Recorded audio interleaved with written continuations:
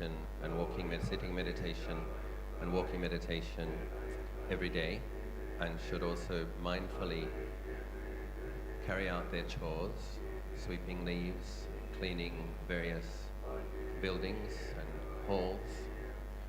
So the main meditation that we practice is the breath meditation, Anapanasati. And in the Thai tradition, in the forest tradition of Luang Por Chah, we are using the syllables Utto, and we're looking at the feeling of the in-breath and the feeling of the out-breath.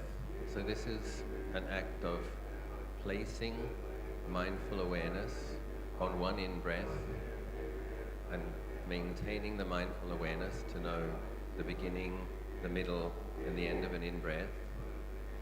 And then we train the awareness, mindful awareness, to go the beginning, middle, and end of an out-breath.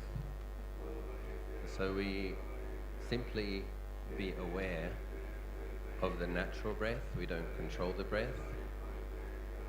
So I'd like you to close your eyes and sit with a fairly straight back, and then try to just know the feelings as the breath comes in at the nose, down through the chest and into the abdomen, and know the feelings as the breath leaves the abdomen area, through the chest and through the nose. And on the in-breath, a gentle mental recitation, Utto. And on the out-breath, the gentle mental recitation, Utto. Buddho, the Buddha, was the one who knew ultimate truth, was liberated through knowing ultimate truth. And so this word Buddho is synonymous with Buddha. And we're training in mindful awareness. We're training to know the body as it is, know feelings as they are. And we train by being aware of the feelings in the body with the simple act of breathing. And breathing in, Buddho. Breathing out, Buddho, simply knowing the feelings of the natural breath.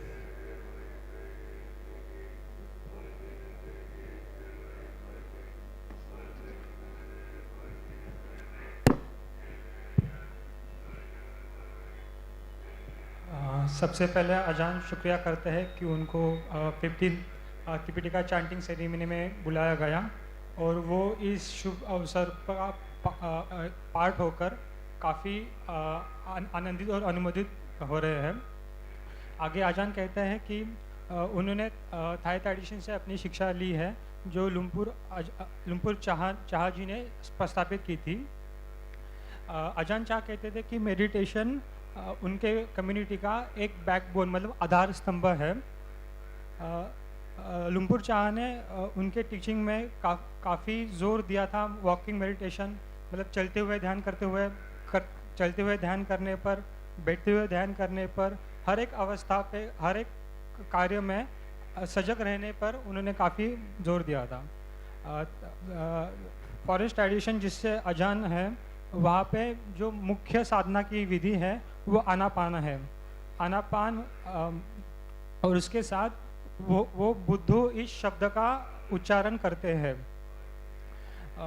इस आनापान साधना में वो सांस का आना और सांस का जाना इस पर ध्यान रहता है, इसके प्रति सजग होते हैं।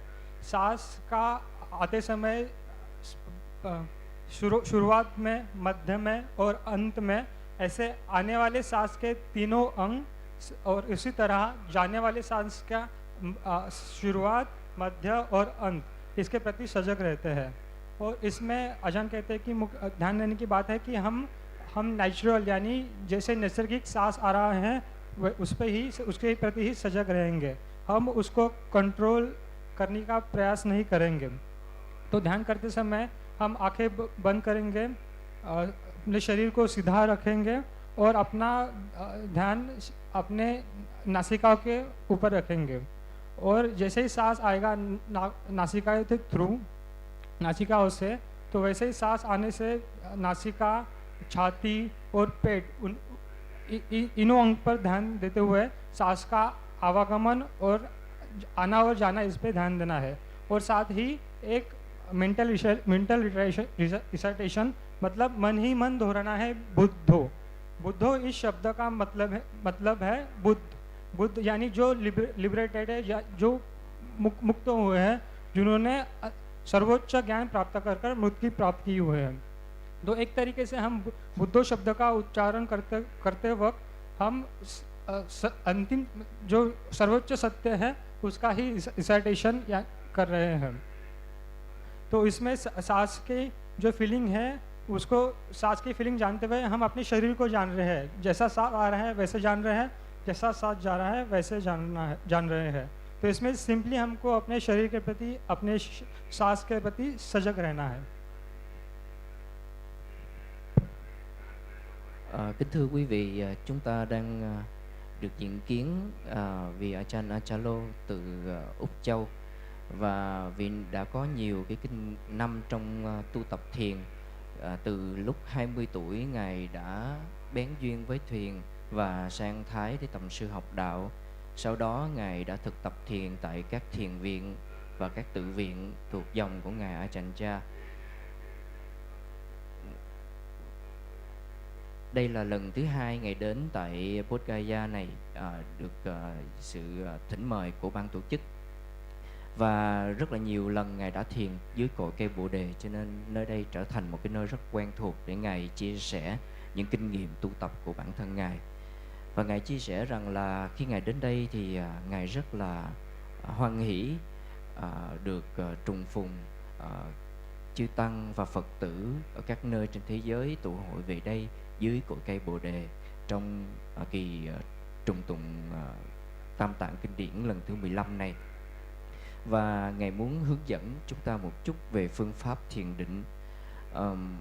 Vì thiền giúp đỡ chúng ta rất nhiều đối với hàng cư sĩ tại gia có cuộc sống tốt đẹp, cũng như là giúp đỡ cho chư Tăng Ni có được cái giới hạnh tinh nghiêm, có sự chánh niệm tỉnh giác trong đời sống. Và phương pháp mà Ngài muốn hướng dẫn chúng ta đó là phương pháp Anapanasati, tức là nhập tức xuất tức niệm, hơi thở vào và hơi thở ra, và kết hợp với niệm Buddha. Trong hơi thở vào và trong hơi thở ra, ở nơi đoạn đầu của hơi thở vào, đoạn giữa của hơi thở vào và đoạn cuối của hơi thở vào, đó là mũi, là ngực, là bụng. Thì với 3 điểm này, những cái rung động nhỏ nhất của hơi thở chúng ta phải biết rõ. Và cũng vậy đối với hơi thở ra, những cái điểm như mũi, ngực, bụng, 3 cái điểm đầu, giữa, cuối của hơi thở ra thì chúng ta cũng phải ghi nhận, biết rõ từ những rung động nhỏ nhất. Điều lưu ý ở đây rằng là không kiềm chế hơi thở, chỉ thở một cách tự nhiên, bình thường. Và ở cuối mỗi cái hơi thở vào và hơi thở ra được kết thúc bằng chữ Buddha. Chữ Buddha này có nghĩa là bậc giác giả, là tên gọi cho Đức Phật của chúng ta. Vì có nghĩa rằng là người biết rõ giác tỉnh, cho nên chúng ta thực tập những điều này để được biết rõ, để được giác tỉnh y như là Đức Phật vậy. When we practice Anapanasati, cultivating mindfulness of breathing, we train with regards to sounds by being aware of hearing, simply aware of noise and aware of hearing, but we try not to be one who is listening, but simply knowing, sense contact at the ear, aware of hearing. But we give our interest, we give our attention to the feeling of the natural breath, simply knowing all of the details of an entire in-breath, and simply knowing all of the details of an entire out-breath.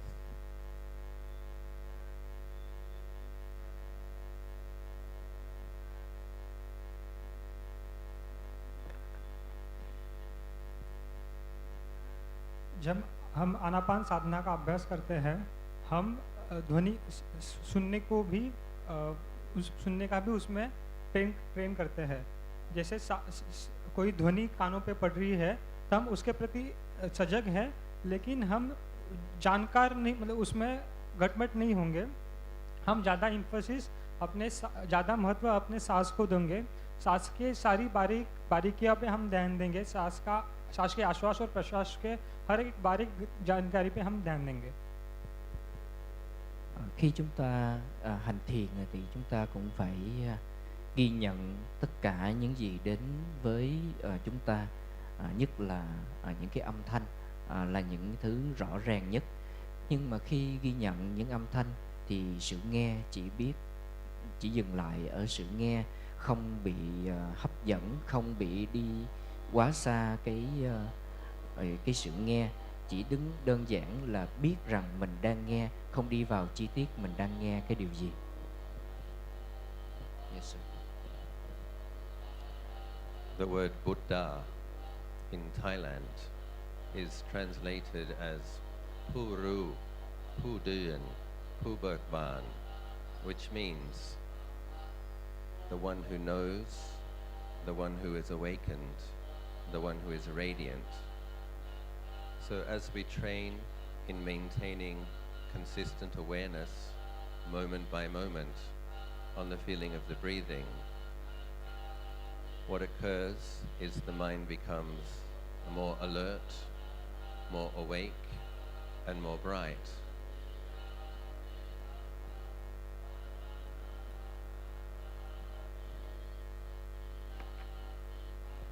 अजान कह रहे हैं कि बुद्धा शब्द का Thai में जो मतलब है उसका ट्रांसलेशन ट्रांसलेशन ऐसा होता है कि जो वन हु नोज, यानी जो जानता है, वन हु इज़ अवेकन, जो सारे सबसे मुक्त हुआ है।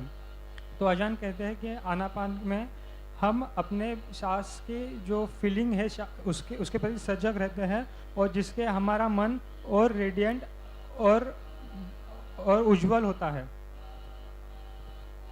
Trong việc hành thiền, chúng ta hãy cố gắng thực tập trở thành người biết rõ, người thức tỉnh trong từng hành động, trong từng hơi thở. Trong từng hơi thở làm sao để chánh niệm tỉnh giác, và làm sao trở thành người càng biết rõ, càng hay biết rõ những điều gì đang xảy ra trong hơi thở của mình, trong thân thể của mình. Yes, sir. With regards Anapanasati, Lord Buddha did say that of all the meditations that he taught, Anapanasati was like the crown jewel in the crown of all meditations. It's a meditation practice which is suitable for everybody. There are many wonderful considerations with regards to this practice. One consideration is that the breath is simply always with us. From the moment we wake up in the morning, it's there. All throughout the day, it's there. Breath also helps to inform us with regards to the state of the mind. So if the mind is agitated, the breathing tends to be fast and rapid. If the mind is sleepy, the breathing tends to be deep and slow. And so in training in breath awareness, we learn to keep an eye on the quality of the mind, the texture of the mind state. So while we're giving our attention to the feeling of breathing, we also notice the state of the mind, and then we use the breath awareness. Suppose if the mind is sleepy, you use the breath awareness to gently wake it up by giving interest, giving attention. If the mind is agitated, we use the breath meditation to pacify, to tranquilize, to calm the mind. And so it's a wonderful way to help maintain equilibrium or balance. And it's in the very center of the body and mind experience. So by training in awareness of breathing, it is very centering. One can find a refuge in one's own heart, in one's own body and mind, simply by training in this wonderful practice consistently.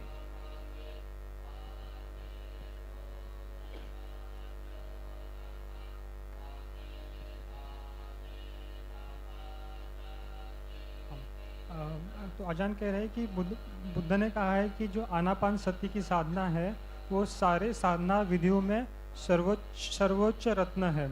वो ये ऐसी साधना विधि है जो हर किसी को suitable है, हर कोई इसका उपयोग कर सकता है। सांस हमारे हमारे समय 24 घंटे रहता है। जब हम उठते हैं सांस हमारे साथ होता है, तो हमारे पूरे दिन भर हमारा सांस हमारे साथ होता है। और सांस की एक खास बात है कि सांस और हमारा मन दोनों एक दूसरे से जुड़े हुए हैं।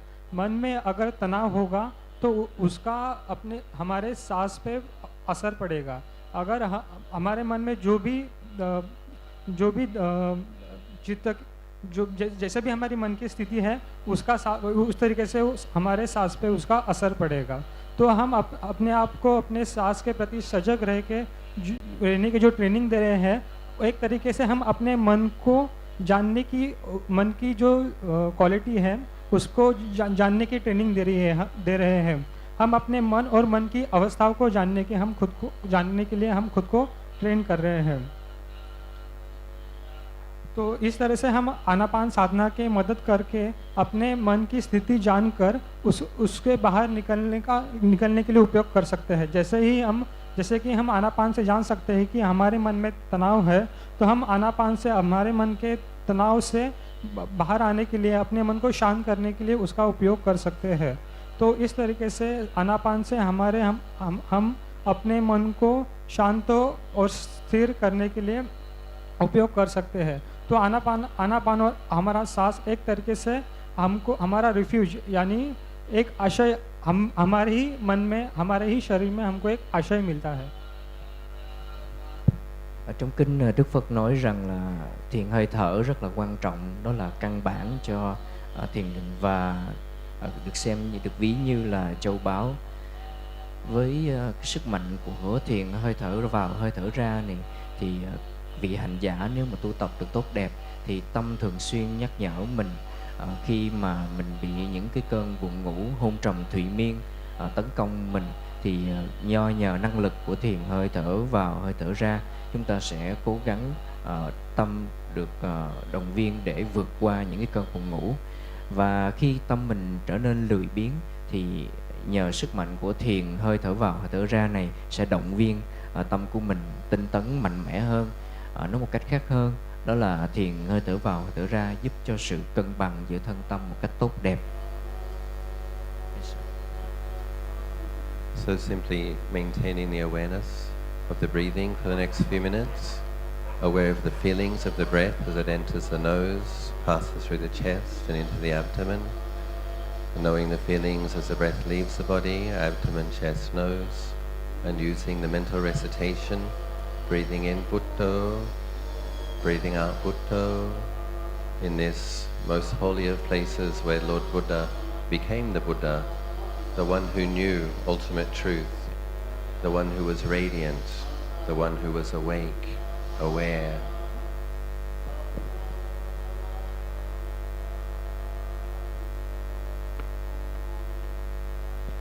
तो आनापान में बस हम अपने सांस के प्रति सजग रहते हैं। सांस का पूरा प्रवाह अपने नाक, छाती और पेट तक, सांस आते समय और जाते समय बस हम उसके प्रति सजग होते हैं, और साथ ही साथ बुद्धों का मन ही मन उच्चारण करते हैं। Chúng ta hãy thực tập thiền hơi thở, biết rõ hơi thở vào và hơi thở ra ở 3 điểm là nơi đầu mũi, nơi hơi thở đi qua ngực mình và dừng lại ở bụng. Và với mỗi sự kết thúc như vậy thì hãy niệm tới chữ là Buddha, tức có nghĩa là chỉ cho Đức Phật bậc giác giả. Và khi tưởng niệm cái chữ Buddha này thì mình hãy tưởng niệm ân đức của Phật, là người tỉnh giác, là người biết rõ, là người hiểu biết.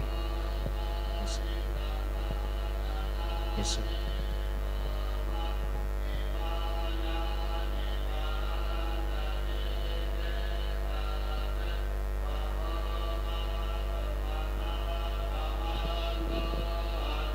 Hoa mi siang dang chuang ni, khao hai pa nang samadhi. กำหนดรู้ความรู้สึกของลมหายใจเข้าออกลมหายใจเข้านึกพุทลมหายใจออกนึกโธพระพุทธเจ้าเป็นผู้รู้ผู้เดินผู้เบิกบานด้วยการใช้อานาปานสติเป็นอารมณ์กรรมฐานแล้วก็กำลังฝึกให้ตัวเองเป็นผู้รู้ผู้เดินผู้เบิกบานสติเป็นสิ่งที่รู้รอบแล้วก็ตั้งใจกำหนดรู้ความรู้สึกเกี่ยวข้องกับการลมหายใจเข้าและลมหายใจออกช่วงที่เรากำหนดรู้เราก็ใช้พุทโธบริกรรมก็ได้ลมหายใจเข้านึกพุทโธลมหายใจออกนึกพุทโธในสถานที่นี้ที่เป็นสถานที่ศักดิ์สิทธิ์ที่สุดในทั้งจักรวาลสถานที่ที่พระพุทธเจ้าตรัสรู้ถึงอนุตตรสัมมาสัมโพธิญาณมันเป็นสถานที่ที่มีความเหมาะสมมากสำหรับการเจริญพุทโธบริกรรมพูดถึงการดูลมหายใจเข้าออกพระพุทธเจ้าเคยกล่าวว่ามันเป็นอารมณ์กรรมฐานที่มีความเหมาะสมสำหรับทุกจริตนิสัยเพราะฉะนั้นเราศรัทธาในอารมณ์กรรมฐานนี้ก็ได้กำหนดรู้ความรู้สึกเกี่ยวข้องกับการลมหายใจเข้าออกลมหายใจเข้านึกพุทโธลมหายใจออกนึกพุทโธเวลาเราเจริญอานาปานสติเจริญสติกับการดูความรู้สึกเกี่ยวข้องกับการลมหายใจเข้าออกเราจะเห็นว่ามันมีประโยชน์หลายอย่างเพราะว่าขนาดเราตั้งใจดูเวทนาความรู้สึกของลมหายใจเข้าออกยังไงแล้วก็จะสังเกตสภาพของจิตเป็นยังไงบ้างยกตัวอย่างสมมติว่าเรารู้สึกร้อนใจหรือใจร้อนการลมหายใจเข้าออกจะเร็วแล้วก็สั่นหรือถ้าหากว่าเราง่วงการลมหายใจจะยาวแล้วก็ลึกแล้วก็สังเกตลักษณะสภาพของจิตใจแล้วก็เราใช้อารมณ์กรรมฐานอานาปานสติใช้เอาไปใช้ได้สมมติว่าเรามีความง่วงนอนเราก็จะให้ความสนใจกับการลมหายใจเข้าออกแล้วก็ความง่วงจะค่อยๆหายไปแล้วก็การลมหายใจออกจะยาวพอดีหรือถ้าหากว่าเราร้อนใจเราก็ค่อยๆดูลมหายใจออกใช้เป็นวิธีทำให้ความสงบเกิดขึ้นตั้งสติรู้ความรู้สึกเกี่ยวข้องรู้รอบแล้วก็อารมณ์ต่างๆสัญญาอารมณ์ต่างๆที่เรากำลังมีการกระทบแล้วก็ค่อยๆชำระออกจากจิตใจได้ค่อยๆปล่อยวางได้หลวงพ่อชาบอกว่าสิ่งที่สำคัญที่สุดในการภาวนาคือการปล่อยวางส่วนมากเราก็ต้องตั้งสติดีๆจับอารมณ์แล้วก็ปล่อยต้องรู้ทันต้องรู้รอบอาการดูลมหายใจเข้าออกอย่างต่อเนื่องจะเป็นวิธีที่ทำให้สติแจ้งถ้าหากว่าเรามีสติแจ้งแล้วก็รักษาสติต่อเนื่องจะมีความตั้งมั่นเกิดขึ้นนิวรณ์ต่างๆจะค่อยๆน้อยลงจะค่อยๆลดลงแล้วก็สติจะแจ้งเพราะฉะนั้นถือโอกาสเจริญอานาปานสติด้วยการใช้พุทโธบริกรรมลมหายใจเข้าพุทลมหายใจออกโธ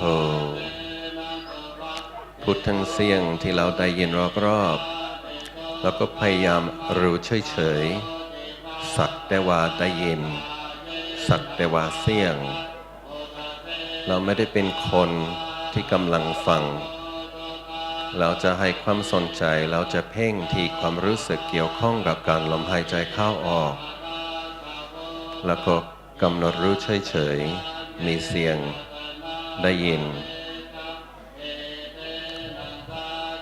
พระพุทธเจ้าเป็นผู้รู้ผู้เดินผู้เบิกบานถ้าเราเจริญอานาปานสติมากจิตใจของเราจะมีความเบิกบานแล้วก็จะมีความรู้หรือรอบหรือสติสัมปชัญญะแล้วก็จะมีความเบิกบานด้วยลมหายใจเข้าพุทลมหายใจออกโทลมหายใจเข้าพุทลมหายใจออกโท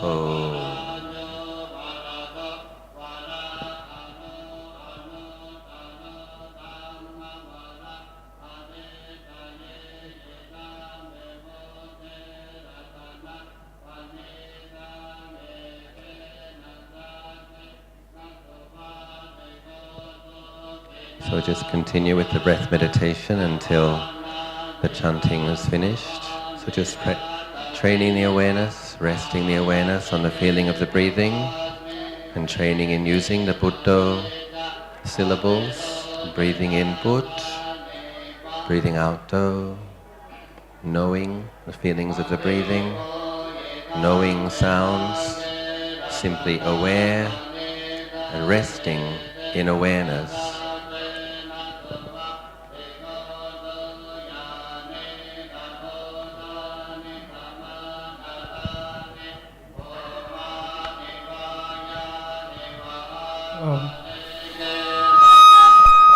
तो सांस के प्रति सजग रहते रहते हमको बुद्धो इस शब्द का उच्चारण करना है। जब भी सांस अंदर लेंगे तभी बू और सांस जब भी बाहर छोड़ेंगे तभी दो। इस तरह हम अपने सांस के प्रति सजग रहते हुए आजू बाजू के आवाज़ के प्रति भी सजग रहना है। हमको बस सजगता में स्थित रहना है। Chúng ta hãy thực tập thiền hơi thở vào hơi thở ra cho đến khi phần tụng kinh kết thúc. Biết rõ hơi thở vào thở ra ở ba cái điểm chính là mũi, là ngực, là bụng trong suốt, xuyên suốt cái quá trình của hơi thở vào và hơi thở ra, và kết thúc bằng việc niệm Buddha, tưởng niệm ân đức của Đức Phật.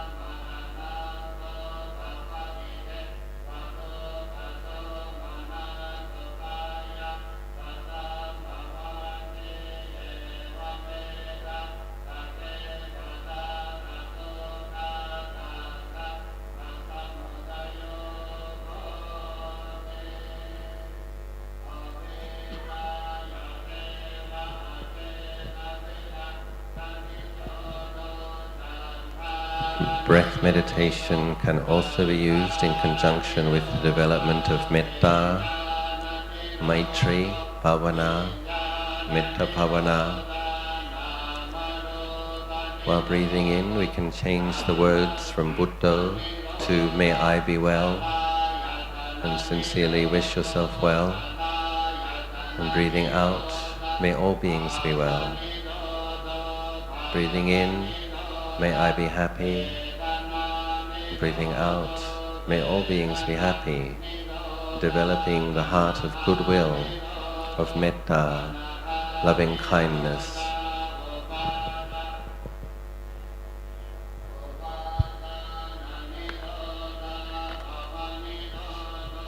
हम आनापान की साधना में सांस के सजगता के साथ साथ मेत्ता भावना का भी अभ्यास कर सकते हैं।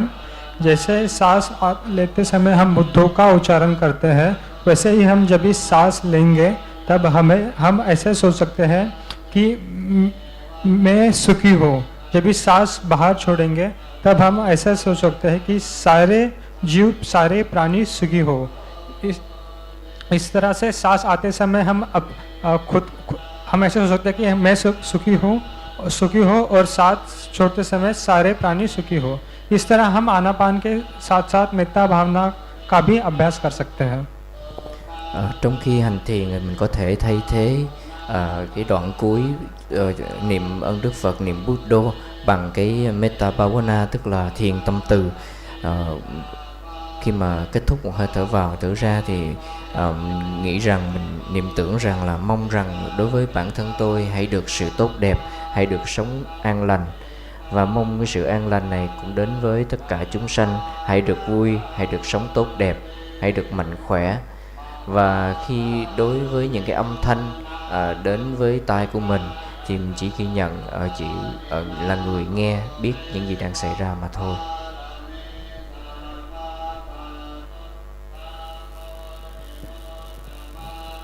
พวกเราก็ได้ เจริญเมตตาภาวนาด้วยการใช้ลมหายใจเข้าออกก็ได้เหมือนกัน แทนที่จะท่องคำบริกรรมพุทโธพุทโธเราก็เปลี่ยนคำท่องอย่างอื่นก็ได้ลมหายใจเข้านึกว่าขอให้ข้าพเจ้าเป็นสุขเถิดลมหายใจออกขอให้สรรพสัตว์ทั้งหลายเป็นสุขเถิด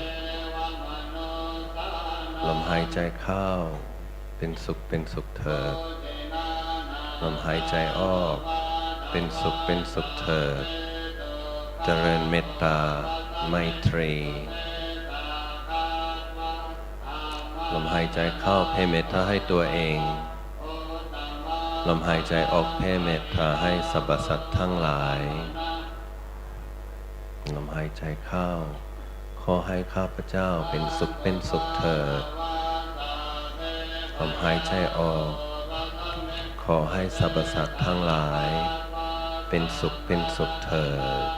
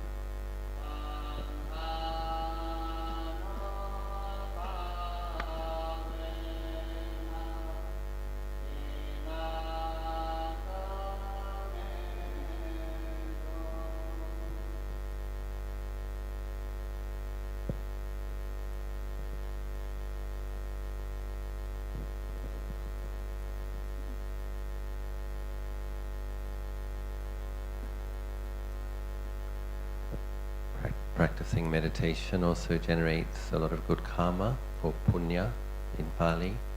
So at the end of a meditation session, we just sat meditation together for 45 minutes. At the end of a meditation, we can dedicate merits. You might wish to dedicate merit to your teachers, your parents, your relatives, your friends, or all beings everywhere. You simply place your hands in Anjali and make the sincere wish. I dedicate this merit to my teachers, my parents, relatives, friends, all beings everywhere.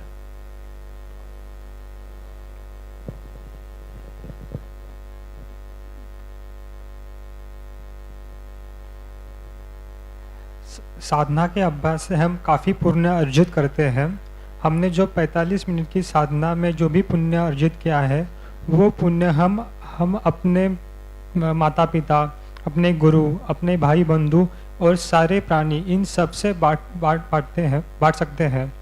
तो हम इस साधना के अभ्यास से जो भी पुण्य अर्जित किया है हमने, हम इन सब से बांटेंगे। Việc hành thiền cũng là một trong 3 cái nền tảng của hành động phước thiện, cũng tạo nên được nhiều cái công đức. Và chúng ta hãy, sau khi việc hành thiền kết thúc thì chúng ta hãy hồi hướng cái công đức đó đến cho thầy tổ, đến cho quyến thuộc, gia đình, bạn bè, và hồi hướng đến cho tất cả chúng sanh, mong cho tất cả luôn được sự an vui, hạnh phúc. Now we'll commence the Dhamma talk. Namo tassa bhagavato arahato samma sambuddhassa. Namo tassa bhagavato arahato samma sambuddhassa. Namo tassa bhagavato arahato samma sambuddhassa. Buddhaṃ Dhammaṃ Sanghaṃ Namassami. Before getting up onto the Dhamma teaching seat, I bowed 4 sets of 3 bows. One was to the Vajra Asana, one was to the Bodhi tree, one was to the Mahabodhi Chedi, and one was to the Dhamma teaching seat. Then when I was sitting meditation, I remembered that I forgot to bow to Buddha, Dhamma and Sangha. So we usually start our Dhamma talks with this preliminary homage to the Buddha. Namo tassa bhagavato arahato samma sambuddhassa. Homage to the Buddha, the perfectly enlightened and blessed one. Buddhaṃ Dhammang Sanghaṃ Namassami. And I offer my respects to the Buddha, the Dhamma and the Sangha.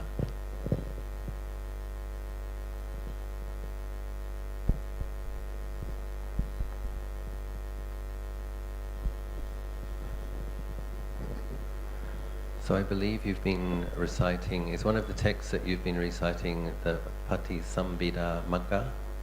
So I thought I'd read a little bit from that and try to give a little bit of commentary.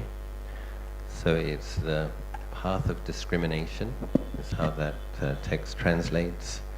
And it's a very profound and sophisticated text which helps us to get a glimpse of Lord Buddha's incredibly vast wisdom and how he understood all phenomena in relationship with the body and mind exactly as they are in incredible detail from many different angles. I think I'll stop fairly frequently to give them a chance to meditate.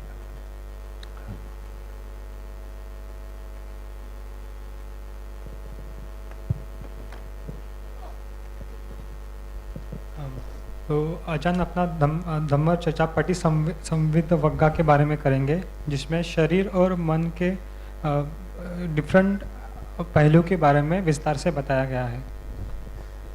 Ngày hôm nay Ngài chia sẻ chúng ta về bộ Patisambhida Magga là phân tích đạo. Bộ sách này nằm trong tiểu bộ kinh, có được rất là nhiều giảng giải rộng nhiều cái ý nghĩa trong lời dạy của Đức Phật, giảng giải về danh sắc vân vân, với nhiều chi tiết và nhiều khía cạnh khác nhau. So in the first treatise, in the path of discrimination, Lord Buddha gives us some instruction as to what is to be known. Form is to be known. Feeling is to be known. Perception is to be known. Formations are to be known. And consciousness is to be directly known.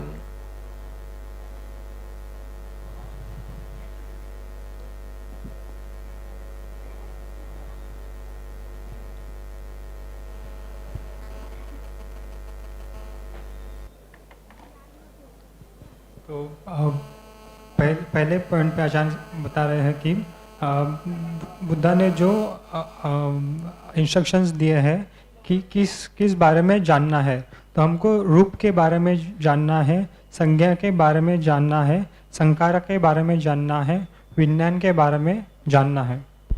Ngay từ những phần đầu tiên của phân tích đạo thì Đức Phật Ngài đã hướng dẫn sắc, thọ, tưởng, hành, thức, tất cả đều phải được hay biết.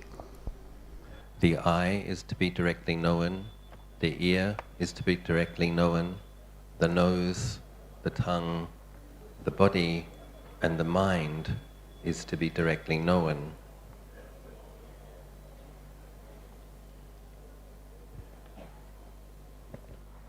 हमको चक्षु को यानी आँखों का पूरी तरह से जानना है, हमको कानों को पूरी तरह से जानना है, इसी तरह अपने नाक, जीभ, त्वचा और मन, ये सारे इंद्रियों को हमको पूरी तरह से जानना है. Tương tự như vậy, đối với mắt, tai, mũi, lưỡi, thân và ý thì đừng cần phải biết rõ. Visible objects are to be directly known. Sounds, odors, flavors, tangible objects and ideas are to be directly known.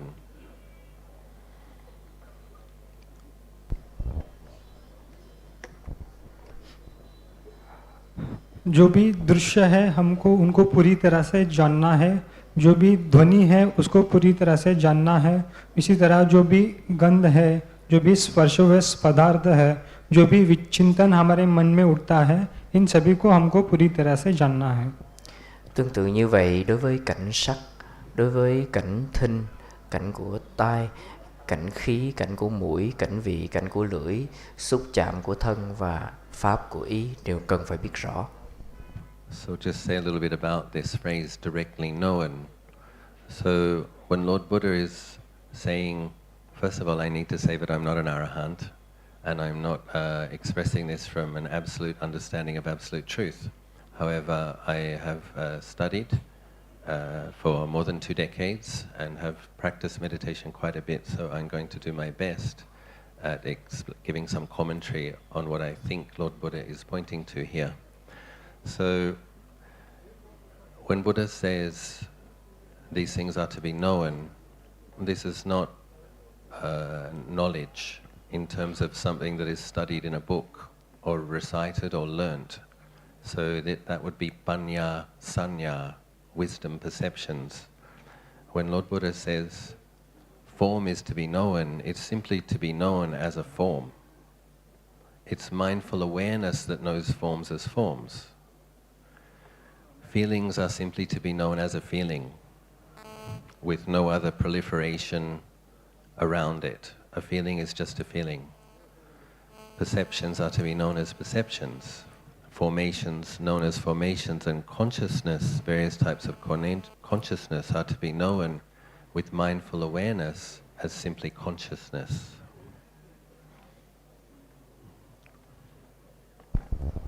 तो यहाँ पे जो भगवान कह रहे हैं कि हमको इनको पूरी तरह से जानना है, तो ये पूरी तरह से जानना है मतलब क्या? तो ये बताने से पहले आचार्य ये कह रहे हैं, स्पष्ट कर रहे हैं कि वो खुद अनंत नहीं है, और वो जो भी कह रहे हैं वो उनका अनुमान है, क्योंकि वो अभी अनंत नहीं है तो उनको खुद का उसके प्रति का ज्ञान नहीं है, किंतु उन्होंने काफ़ी साल धम्मा की अभ्यास किया है, तो वो अपने अभ्यास के बेसिस पर, अभ्यास के मदद के ऊपर से ये कह रहे कि बुद्धा यहाँ पे हमको पूरी तरह से जानना है. इसका मतलब क्या है? तो यहाँ पे हमको पूरी तरह से जानना है, तो ये कोई पुस्तकों का जानना नहीं है, हमको कोई पुस्तकों का ज्ञान यहाँ पे पढ़ के नहीं जानना है, तो बल्कि हमको यहाँ पे अपने पूरे अनुभव से जानना है, पन्या से जानना है, हमारे पूरी माइंडफुलनेस के साथ, यानी हमारे पूरी सजगता के साथ हमको रूप को सिर्फ रूप है ऐसे जानना है, हमको अनुभव को केवल अनुभव है ऐसे जानना है। इसी तरह विज्ञान को सिर्फ विज्ञान है, हमारी संज्ञा को यानी हमारे समझने को केवल समझना है ऐसे जानना है। उसमें केवल समझना होगा, केवल सजगता होगी, हमारी ओर से उसमें कुछ जोड़ा नहीं जाएगा। Mặc dù là Ngài chưa là vị chứng đạo quả, nhưng mà Ngài đã học hành những cái kinh điển của Đức Phật, cũng như là Ngài đã cố gắng thực hành rất là nhiều, thì Ngài sẽ cố gắng giảng giải bằng cái kinh nghiệm của mình. Sự hay biết được đề cập với sắc thọ tưởng hành thức vân vân, thì ở đây cái sự hay biết đó không phải là loại kiến thức, không phải là được học mà biết được, không phải là cái loại gọi là panya sanya, tức là cái trí tuệ phát sanh từ cái sự học hiểu thông thường, mà cái sự hay biết này, cái sự biết rõ này phải biết đúng cái bản chất như nó là. Đối với sắc, đối với thọ phải biết được những cái cảm giác đúng như nó là, cũng tương tự như vậy với tưởng, với hành, với thức. Và khi biết rõ những điều này bằng chánh niệm và tỉnh giác. Because of ignorance and delusion and a very deep and long habit, we tend to perceive these things as belonging to a self. So what we can see here is Lord Buddha is pointing the path of discrimination, a more discriminating, more wise way of experiencing or seeing or knowing these things. So instead of my body, form is just a form, a body is just a body. For example, there are more than nearly 7 billion human forms on this planet at the moment. So actually they're not self. What Lord Buddha is pointing to is to look at them in a way which is non-impersonal, simply as phenomena. So this is a more discriminating way to look at these things, so that the ignorance and delusion isn't fed and can fall away. So similarly with feelings, feelings arise, stay for some time and cease. And that's the same for the 7 billion other human beings and billions of animals as well. Feelings are just feelings, they're not self. We might think that it's my feeling, but actually it's ownerless. So Lord Buddha is helping us see things with more wisdom and discrimination, and he's giving us a great many ways to do this. Know an eye as an eye, the eyes as eyes, the ears as ears, the nose as nose, the tongue as a tongue, body as a body, mind as a mind. So when you simply train your mindfulness to be aware of in the body, based in the body, and present, you know an eye is an eye sense space, an ear is an ear sense space, a tongue is a tongue sense space, a body is a body sense space, and the mind is a sense space. So various ways Lord Buddha is asking us to look at things.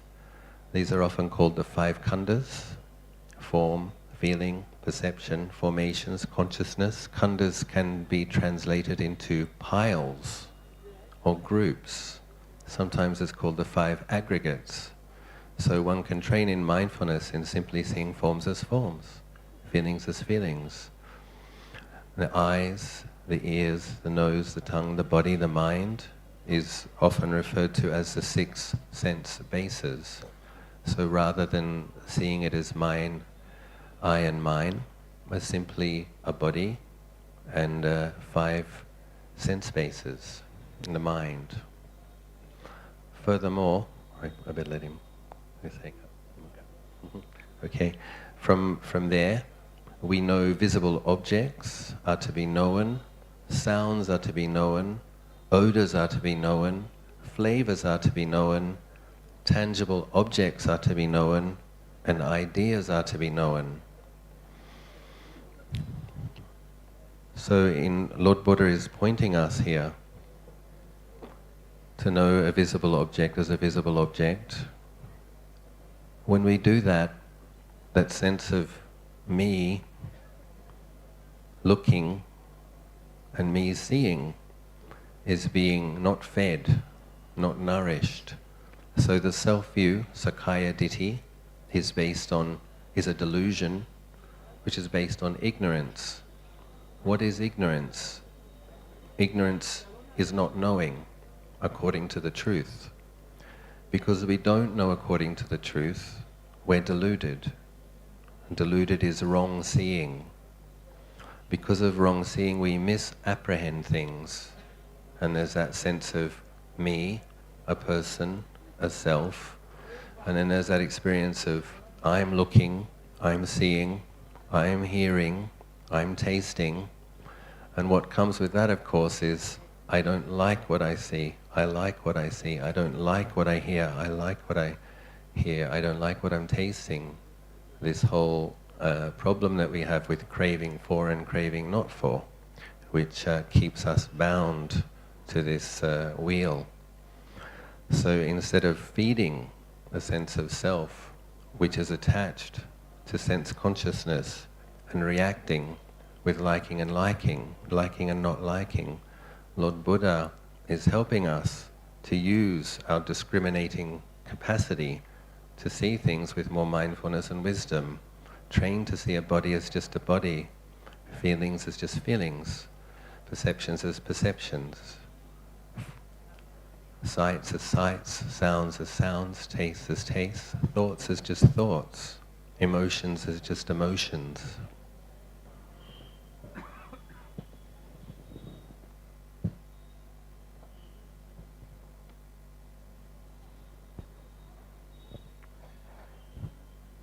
तो अजान कह रहे हैं कि हम सारे प्राणी ignorance में यानी अविद्या में डूबे हुए हैं, और ये अविद्या है कि हमको एक मैं हूँ, ये हमारी अविद्या है। तो हम अपने बॉडी को सिर्फ बॉडी, हमारा शरीर है, हमको हमारे शरीर को सिर्फ शरीर है ऐसे जानना है। धरती पे तकरीबन 7 बिलियन प्राणी हैं और हर कोई खुद को मैं हूँ ऐसे जानता है, और हर एक चीज़ों को अपने पर्सनल एंगल से, अपने खुद के अत्ता भाव से देखता है। तो ये देखना एक डिल्यूजन में है, एक गलत धारणा है। हमको जो भी अनुभव होता है वो अनुभव उभरता है और ख़त्म हो जाता है। ये अनुभव जो उभरता है और ख़त्म होता है वो सारे प्राणियों के लिए सेम प्रकार से उभरता है और ख़त्म हो जाता है। तो हमको ये इसका ज्ञान जगाना है कि आँखों को केवल आँखें हैं ऐसे जानना है, नाक को केवल नाक है ऐसे जानना है, मन को केवल मन है ऐसे जानना है। इसी प्रकार शरीर को और मन को केवल शरीर और मन है ऐसे जानना है। उसमें अपने अत्ता को, अपने आप को उसमें नहीं जोड़ना है। तो आचार्य कह रहे कि हमारे जो 5 खंड होते हैं, रूप और चित्त, रूप, विज्ञान, संज्ञा, वेदना, इन सब को मिला के 5 खंड। इसी प्रकार हमारी 6 इंद्रियां होती हैं, आँख, नाक, जीभ, त्वचा, मन इत्यादि। तो इन दोनों को मिला के हम, शरीर और चित्त दोनों को मिला के हम कुछ मैं हूँ ऐसी धारणा बनाते हैं, जो कि गलत है। हमको हमारे शरीर और मन को केवल शरीर है और केवल मन है, इस प्रकार से उसको समझना है। इसी प्रकार जो दृश्य है, जो स्पर्श हुए पदार्थ है, जो चिंतन है, जो ध्वनि हमारे कानों पर पड़ता है, उनमें गटमट नहीं होते हुए उनको सिर्फ जानना है।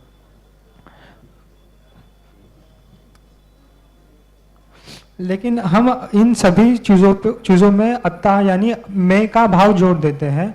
इससे हमारा व्यू, हमारा देखने का नज़रिया गलत होता है। हम चीज़ें जैसी है उस प्रकार से नहीं जानते हैं।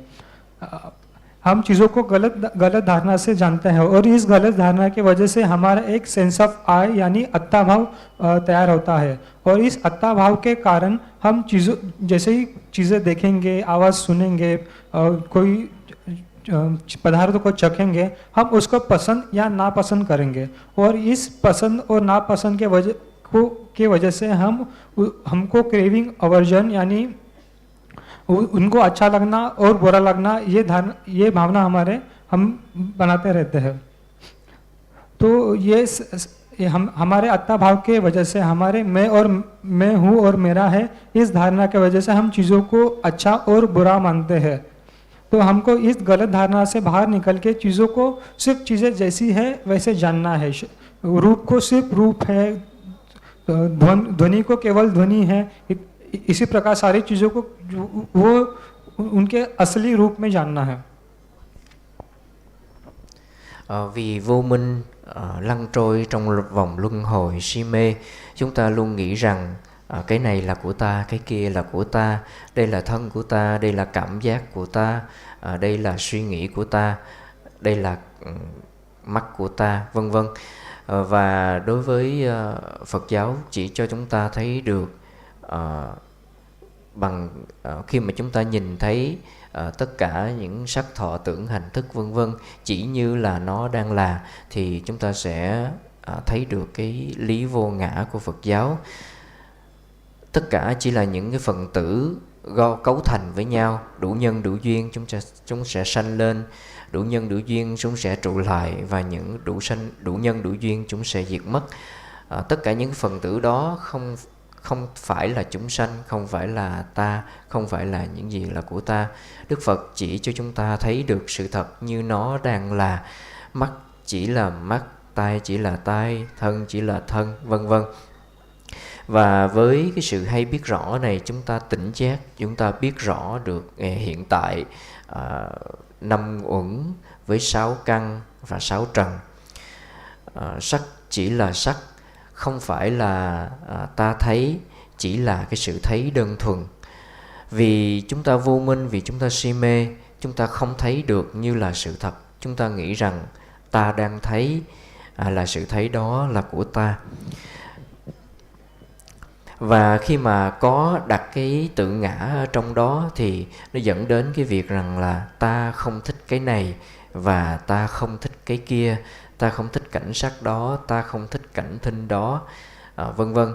Và với sự thực tập hay biết rõ hiện tại đó thì chúng ta sẽ bỏ đi được cái sự thích và không thích. Thân chỉ là thân, mắt chỉ là mắt, vân vân. Và không có cái tự ngã, không có cái sự thích và không thích ở trong cái sự hay biết của mình. Lord Buddha continues. Eye contact is to be directly known, ear contact is to be directly known, nose contact, tongue contact, body contact, and mind contact is to be directly known. Eye contact born feeling is to be directly known, ear contact born feeling is to be directly known, nose, tongue, body, and mind contact born feeling is to be known. Once again, it's not known as a theory. It's not known as something that we recite. The recitation is an instruction. The instruction is to know. And the knowing here is mindfully knowing with a clear quality of awareness and presence of mind that simply knows contact. One is aware that one is seeing. One is aware that there is hearing. One is aware that there is a taste. One is aware that there's a feeling in the body. These kind of things. So I'm just going to... This is a very, very profound text and very pithy, and Lord Buddha's wisdom is profound. So I've literally covered one paragraph there of this very long text. But I'd want to show you where this quality of knowing leads.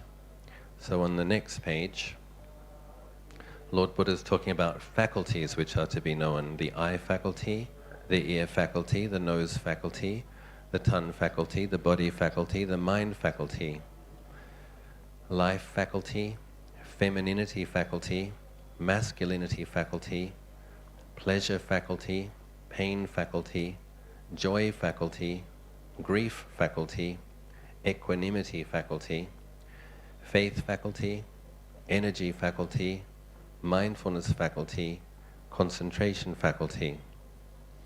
So those last, again, with the body, knowing the sense bases, simply knowing them as faculties, a faculty that is present in the body and mind phenomena.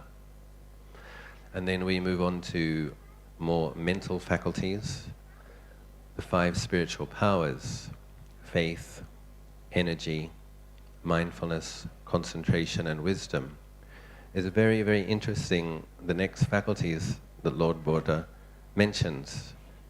And remember that he begins his paragraph with the eye faculty is to be directly known, the ear faculty directly known. Continuing on, faith faculty is directly known, energy, mindfulness, concentration and wisdom faculties are to be directly known. The next faculty is the I shall come to know the unknown faculty, the final knowledge faculty, and the final knower faculty. So this is very profound. What we did not know before, here I believe Lord Buddha is talking about the unconditioned or nibbana, the asankata dhatu, the amata dhatu, the unconditioned, the deathless, the liberated state. So this is something that it would be good for us to understand and pay attention to.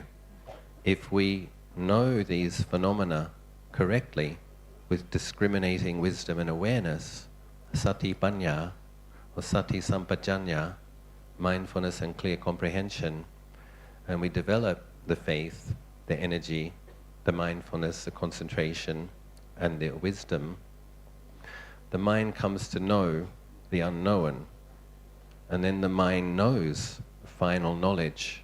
That means final knowledge of liberation. And the final knower, one knows.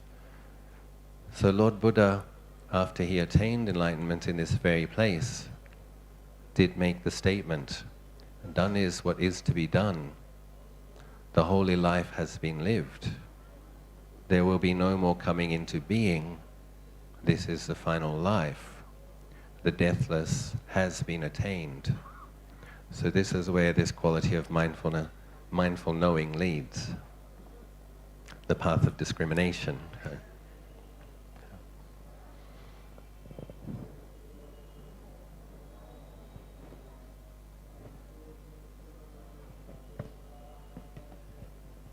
तो आगे भगवान निर्देशन देते हैं कि हमको चक्षु के स्पर्श को जानना है, कान के स्पर्श को जानना है, नाक के स्पर्श को जानना है, जिह्वा के स्पर्श को जानना है, मन के स्पर्श को जानना है, इसी प्रकार शरीर के स्पर्श को जानना है।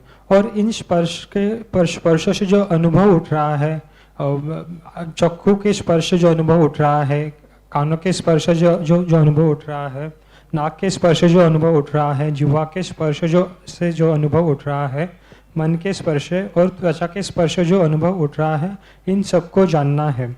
इनको जानना है मतलब इनको उनका एक पुस्तकी ज्ञान के अनुसार उनको नहीं जानना है, तो उनको सजगता से उनको उनके पूरी तरह से उनको अनुभव से जानना है। आगे भगवान अलग अलग फैकल्टीज की बात करते हैं, जैसे कि एकाग्रता फैकल्टी, इक्वानिमिटी फैकल्टी, इसी तरह से सजगता फैकल्टी, इसे अनेक फैकल्टीज की बात करते हैं। तो इन सारी अंगों को जानकर अंत में भगवान कहते हैं कि जो जानना था वो जान लिया, जो अमृत है, जो निब्बान है, जो मृत्यु के परे है, उसको जान लिया। और ये सजगता से, सती संपन्न जन्नत से इसके और पन्या से इसको पूरा जान लिया गया। और इसी जगह पे जब भी बुद्धों को एनलाइटमेंट प्राप्त हुई थी, तो उन्होंने कहा था कि जो करना था सो कर लिया, और ये मेरा अंतिम जन्म है, इसके बाद फिर वापस आना नहीं। तो इस तरह से सजगता हमको निब्बान तक लेके जाती है। Cũng tương tự như vậy, đối với sáu xúc, nhãn xúc, nhĩ xúc, tỷ xúc, thiệt xúc, thân xúc và ý xúc. Và khi mà sáu căn tiếp xúc với sáu trần thì có sự xúc chạm đó, và sự xúc chạm đó nảy sinh ra sáu cái thọ, sáu cái cảm giác. Và khi mà chúng ta nhận biết xúc và thọ không phải là cái sự hiểu biết được từ sự nghe, từ kiến thức, từ những gì mình được học, mà phải là sự hiểu biết ngay trong thực tại. Khi căn gặp cảnh thì tạo ra xúc, và khi xúc thì tạo ra cảm thọ. Chúng ta hay biết như vậy. Và xa hơn nữa thì Đức Phật chỉ dạy chúng ta liên quan tới quyền, nhãn quyền, nhĩ quyền, những khổ lạc ưu hỷ xả, tuệ quyền, niệm quyền, vân vân. Và sau đó là nhãn lực, nhĩ lực, tỷ lực, thân lực, vân vân. Khi mà trí tuệ phát sanh rõ rệt sẽ chia sẻ rất là chi tiết, biết rõ sự phân tích sâu xa, và khi điều kiện chín mùi thì sẽ đạt được cái pháp vô điều kiện, pháp giải thoát niết bàn, để biết rằng sanh đã tận, phạm hạnh đã thành, những việc nên làm đã làm, và sau đời sống này không còn đời sống khác nữa. So here we have clear instruction by Lord Buddha, but we also have a challenge. It's easy enough to understand as a theory, it's easy enough to understand as instruction, but going within 2 pages with the instruction of no form as form, no feeling as feeling, and then ending on the other page with knowing the unknown and knowing the final state of liberation, how do we do that? And this is where it's helpful to have an understanding of some other central suttas, and also of the story of the life of the Buddha. So after Lord Buddha attained his Buddhahood in this place 2,600 years ago, he had there were 2 occasions where he gave short, succinct, but incredibly helpful pointers as to how we go about our cultivation. So he delighted, there were 7 weeks, I believe, after Lord Buddha's enlightenment where he contemplated various subjects, but it usually is stated that the Lord Buddha enjoyed the bliss of liberation for a week. So he was enjoying the result of his striving for incalculable periods, and 100,000 eons later, Lord Buddha has finally experienced unshakable peace and deliverance of the heart. He abides in that for a week, and he comes out and he's considering, how did I do that actually? This is amazing, this is wonderful, how did I do that? And the one that I'd like to mention tonight is the 4 foundations of mindfulness. Lord Buddha makes the very wonderful and profound, helpful statement. These 4 foundations of mindfulness, when made much of, when cultivated, lead to the deathless and merge in the deathless. So here we have some instruction. There's just 4 things we need to cultivate, 4 frames of references, 4 fields to train the awareness. Mindfulness of the body, so knowing what you're doing with your body, and then knowing the nature of the body, being made of elements and organs. Mindfulness of feelings. So we tend to think that the feeling is in the body. The body is just a body, but it's body consciousness where feelings are occurring. So feelings are occurring in consciousness, and knowing a feeling as a feeling. So it's not my knee pain, it's not I'm happy, I'm sad. It's a feeling in the area of the knee that's painful. It's a feeling in the area of the heart, which is pleasant or unpleasant. And training in mindfulness to simply know pleasant feeling as pleasant feeling, neutral feeling as neutral feeling, painful feeling as painful feeling. And in doing this, it's not feeding the delusion of a self, and it's the antidote to the ignorance not knowing the truth of these things. The truth of these things is that a body is just a body. A feeling is just a feeling. It doesn't belong to a self. And then there's the mindfulness of body, mindfulness of feelings. Okay. The last one is mindfulness of Dhammas. What's the third one? Somebody help me. Chittanupasya. So, mind objects as mind objects. So what happens is, as we were reading just before, a sense contact affecting a sense space, then feeling occurring at the sense space, and then usually a liking or a not liking of the feeling. And so that's occurring in the mind. So training the awareness of the mind states. And then Dhammas, mindfulness of Dhammas.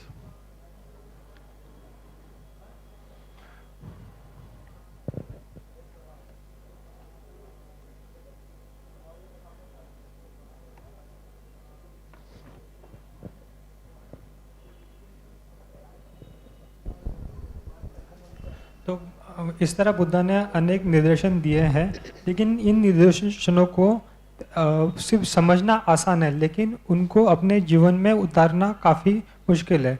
तो हम इन बुद्धा के निर्देशन को जीवन में कैसे कैसे उतारें, इसके लिए बुद्धा ने दिए हुए काफ़ी सारे सूत्र और कहानियाँ हमको मदद करती है। जब भी बुद्धा ने निर्वाण की साक्षात्कार किया था, उसके बाद 7 सप्ताह वह इसी जगह पे अपने निब्बान के परम सुख में विहार कर रहे थे। तो उन्होंने चार असंख्य और 1000 कल्प के अथक प्रयास के बाद बुद्धत्व की प्राप्ति की थी।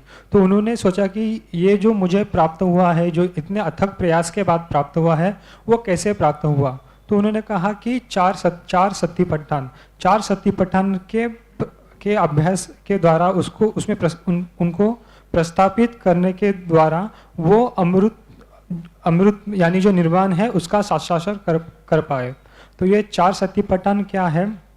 हमारे 4 सतिपट्ठान है कि काया के प्रति सजग रहना, वेदनाओं के प्रति सजग रहना, चित्त यानी अपने मन के प्रति सजग रहना, और धम्म के प्रति यानी चित्त जो धारण करता है उनके प्रति सजग रहना।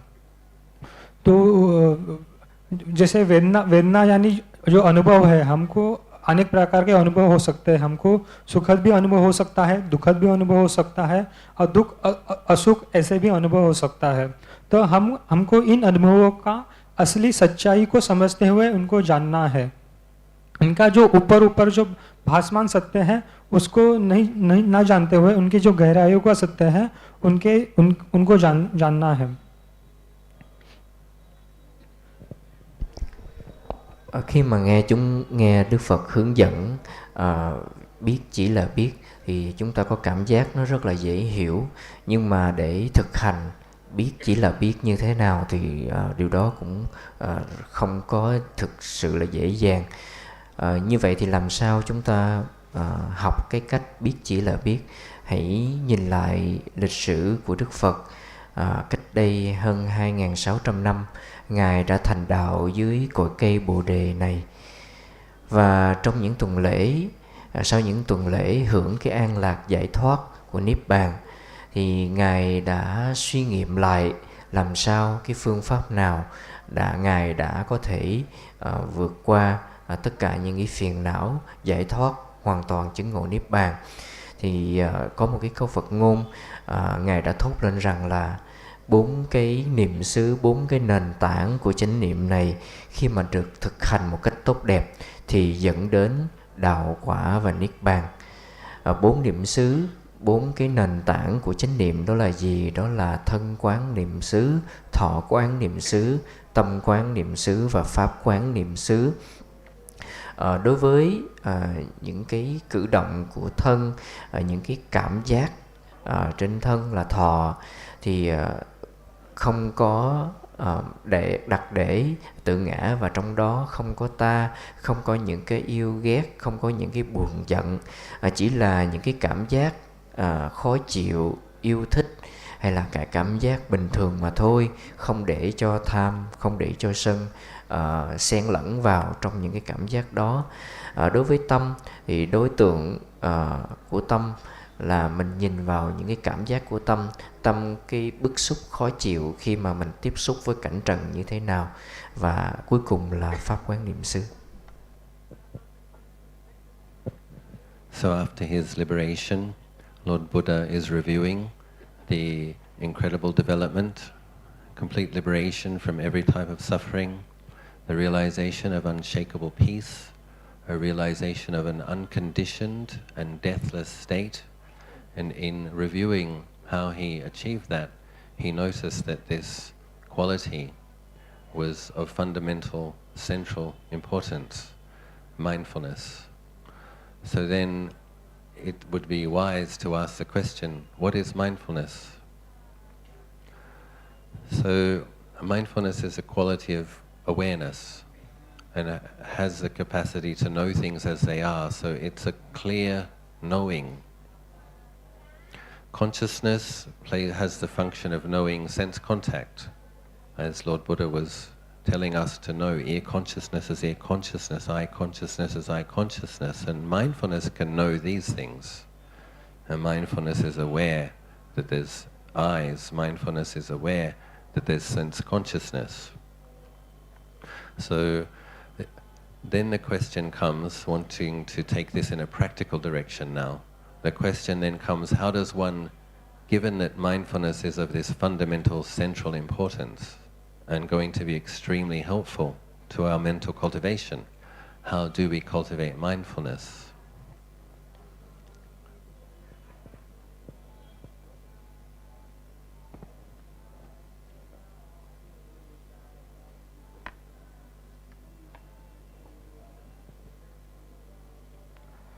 तो जब भी बुद्धा ने निर्वाण के प्राप्ति के को पुनः समझा, तो उन्होंने सबसे अधिक महत्वपूर्ण सजगता को पाया।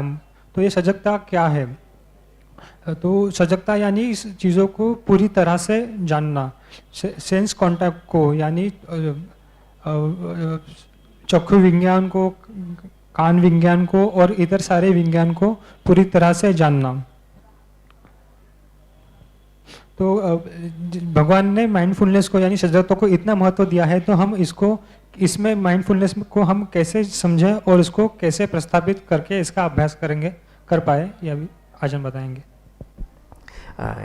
Khi mà chiêm nghiệm hạnh phúc giải thoát, vượt khỏi những cái phiền não, giải thoát niết bàn, thì Đức Phật đã chiêm nghiệm được tứ niệm xứ là cái nền tảng đã giúp cho Ngài chứng nghiệm được hạnh phúc giải thoát.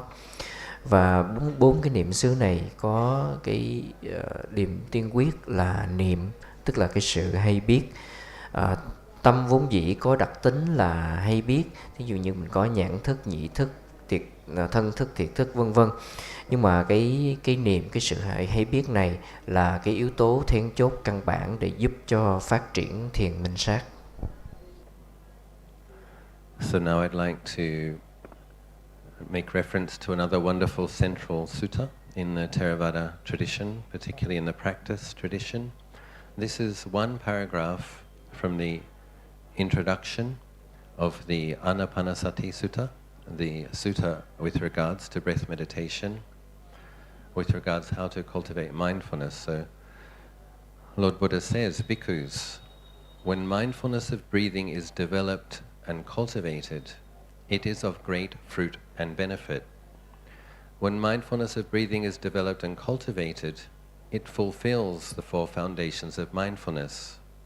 When the four foundations of mindfulness are developed and cultivated, they fulfill the 7 enlightenment factors. When the 7 enlightenment factors are developed and cultivated, they fulfill true knowledge and deliverance. Again, a very wonderful, profound and simple paragraph with some very, very central instruction and enormously helpful information. When mindfulness of breathing is developed and cultivated, it fulfills the 4 foundations of mindfulness. And remember, we were just discussing the 4 foundations of mindfulness lead to the deathless, emerge in the deathless. So cultivating the four foundations of mindfulness, it propels one to Nibbana. In cultivating the four foundations of mindfulness, the 7 factors of enlightenment are developed. When the 7 factors of mindfulness are developed, they fulfill true knowledge and deliverance. True knowledge and deliverance meaning knowledge of Nibbana. Deliverance meaning deliverance from greed, hatred and delusion. So how does this work? Being practical. You come and you cross your legs and you sit with a fairly straight back and you set your intention to be mindful of the breathing. So the breathing of course is occurring in your body. So you come to know an in-breath, placing your interest on the feeling of the breathing. But mindfulness is a quality of awareness. So in becoming aware of the body, in becoming aware of the breathing, you're also aware of your body. The breathing is occurring in the very center of the mind-body phenomena. So you come, you sit straight, you're aware that the body is sitting. Then what occurs is, as you practice your breathing, different things will impinge on your awareness. There might be an itchy feeling, a tickly feeling, a painful feeling, a pleasant feeling. So you're giving your interest to the breath, but there are feelings, lots of feelings. But in giving the interest to the breathing, one doesn't get distracted by the feeling. One is able to stay somewhat centered, and then in staying centered, in having an anchor, in having a center in this mind-body phenomena, then one can see feelings as just feelings. And of course the breathing, one is paying attention to the feelings of the breathing. So the feelings of the breathing, one practices knowing them sometimes at the nose. Some people observe the feelings of the breathing in the chest area. Other people observe the feelings of the breathing in the abdomen. For myself, I like to observe the breath in the chest area. Then what happens is, suppose you're having a happy day or you're having a difficult day, you're practicing mindfulness of the breathing, you'll be aware of feelings associated with emotions in the area of the heart. So, aware of one in-breath, and there might be, I wish she didn't say that, I wish he didn't say that, that was really unfair. Aware of thoughts, unskillful thoughts, aware of a feeling, painful feeling, and still one is aware of the breathing, one in-breath, one out-breath, but there are mind objects there.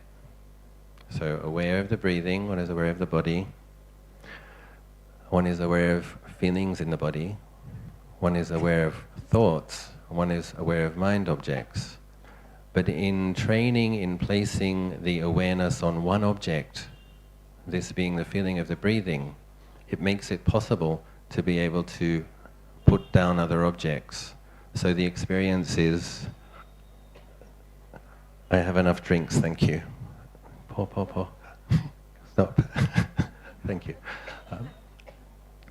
So the experience is, in training awareness of the breathing, other things kind of crash into the awareness. That's the nature of being a sentient being and having eyes, ears, nose, tongue and body, is that you're trying to be aware of the breathing, but there's a thought.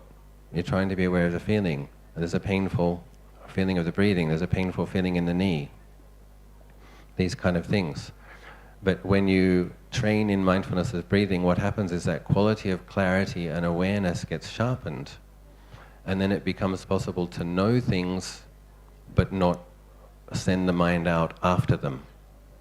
So there's a sound, and you can be aware of sound, but you don't fall into liking or not liking it. And there might be a painful feeling, you're aware that it's a painful feeling, but because you have a good quality of mindfulness, training with the breath, you don't fall into having aversion to the painful feeling. But you are still aware that there is a feeling. The clarity, mindful awareness that becomes more present, more pronounced, more powerful, will then also notice the characteristics of these things. So every feeling arises, stays for some time, ceases. Every thought arises, stays for some time, ceases. Every breath arises, stays for some time, ceases. So the sense of self that we have as a habit is based on the presumption of permanence. And the liberating perception is the awareness of impermanence. So what is mindfulness going to be aware of? Mindfulness can sometimes be translated as truth discerning awareness, which is the opposite to ignorance and delusion. So truth discerning awareness is going to see the three characteristics: impermanence, unsatisfactoriness, and not self. So one is simply trying to be aware of the breath, training in placing the awareness on the breathing, staying with that awareness. Thoughts arise, feelings arise, and the quality of clarity develops, and that clear quality of knowing begins to see, arising, staying for some time, ceasing, arising, staying for some time, ceasing, arising, ceasing, ceasing, ceasing, ceasing. And then one can have what is called a vipassana jnana, a deeper level of insight into the true nature of things, the true nature of things being transient, impermanent. And when the mindfulness and clear comprehension sees that, ignorance and delusion can fall away from the mind. One can have an experience of insight. So you can see the breath is occurring in the middle of this kind of tornado of mind-body phenomena, but it is in the very center. And in training in being aware of the breath, coming to that awareness, you're not sending the mind out into thoughts about the past, thoughts about the future, thoughts about other people. You're aware a thought is a thought. Feelings arising and ceasing. Maybe a painful memory comes up and a painful feeling in the heart area, but rather than thinking, I wish they didn't do that, why did they do that, one is simply aware of a feeling. And another advantage of mindfulness of breathing is that when one gets skilled at it, pleasant feelings arise in the mind related to the breathing. So when one maintains mindfulness, you begin to, of the breathing, there can be the jhana factors arise. So placing the mind on the object, staying with the object, that's the two first factors of jhana, vitaka, vichara. What occurs then is, if one is able to stay with the mindfulness of breathing, is a quality of rapture arises in the mind, piti. One then feels content to be with the breath meditation. It's feelings of contentment, and then happiness, gladness, brightness. This is simply because normally the mind gets dissipated with the sense objects and the sense bases, and with thoughts. It's flying out all over the place. But when the mind is able to rest, a lot of energy arises in the mind, and then you get this phenomena of rapture. You continue to be with the breath, and then you can have an experience of deep tranquility and serenity. So when those qualities begin to develop in your meditation, this is extremely helpful, because if you have a pleasant feeling of serenity and tranquility in your heart, a painful feeling in the knee isn't going to bother you very much, and you're not going to be interested in a thought. You get a chance to rest. The mind is becoming still. The mind is becoming calm. The mind begins to feel content and rapturous and tranquil. Then the next thing that can occur, if one maintains the mindfulness of the breathing, is the mind can come to a state of one-pointedness, ekagata, the final factor of jhana.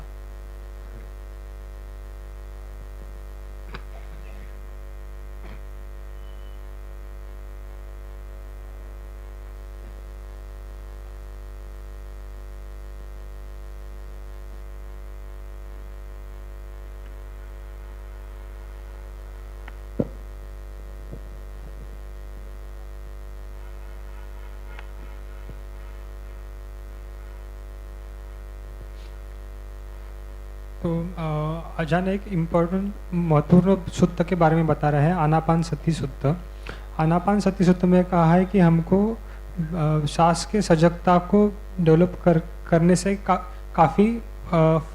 ये काफ़ी फलदायी होता है। सांस की सजगता को प्रस्थापित कर हम चारों सतिपट्ठान में प्रस्थापित होते हैं। चारों सतिपट्ठान में प्रस्थापित होकर सातों भुजंग में हम प्रस्थापित होते हैं। और जब सातों भुजंग में प्रस्थापित होते हैं तभी हमको ट्रू नॉलेज, निब्बाना का जो प्रज्ञा का नॉलेज है उसकी प्राप्ति होती है।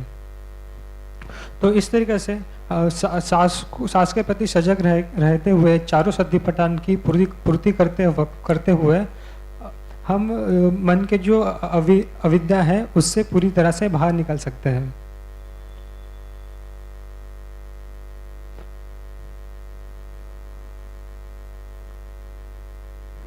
तो जब भी हम सांस के प्रति सजग होते हैं, वो अनेक प्रकार के चिंतन, अनेक प्रकार के थॉट्स मन में आते हैं। तो उनसे मन का ध्यान हटाकर हमको मन का ध्यान सांस के ओर ही लाना है। एक तरीके से सांस को एक खूंटी बनाना है जिस पर हमारा पूरा ध्यान एकाग्रित है। तो अलग अलग साधना विधियों में अलग अलग जगहों पे ध्यान किया जाता है कि किसी साधना विधि में आनापान करते समय छाती में ध्यान दिया जाता है, किसी साधना विधि में पेट के ऊपर ध्यान दिया जाता है। अजान खुद अपने आनापान की साधना में सांस के सजगता के साथ साथ छाती पे ध्यान देते हैं। छाती मतलब जो हृदय का क्षेत्र है उस पे ध्यान देते हैं। तो उसका जो उनको लाभ होता है वो कहते हैं कि उस छाती के एरिया पे यानी हृदय क्षेत्र पे ध्यान देते हुए वो अपने सांस के आश्वास और प्रश्वास के साथ साथ जो चिंतन उठ रहा है, जो मन में फीलिंग्स उठ रही है, जो भाव उठ रहे हैं, मन जिन चीज़ों के बारे में सोच रहा है उन सारी चीज़ों के बारे में वो सजग रहते हैं आनापान के साथ साथ हृदय क्षेत्र के ऊपर ध्यान करने से।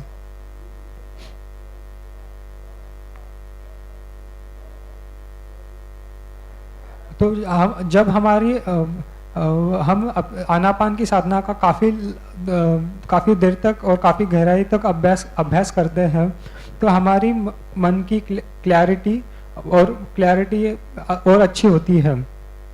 एक तरीके से हमारा मन उस सांस के सजगता में आराम करता है।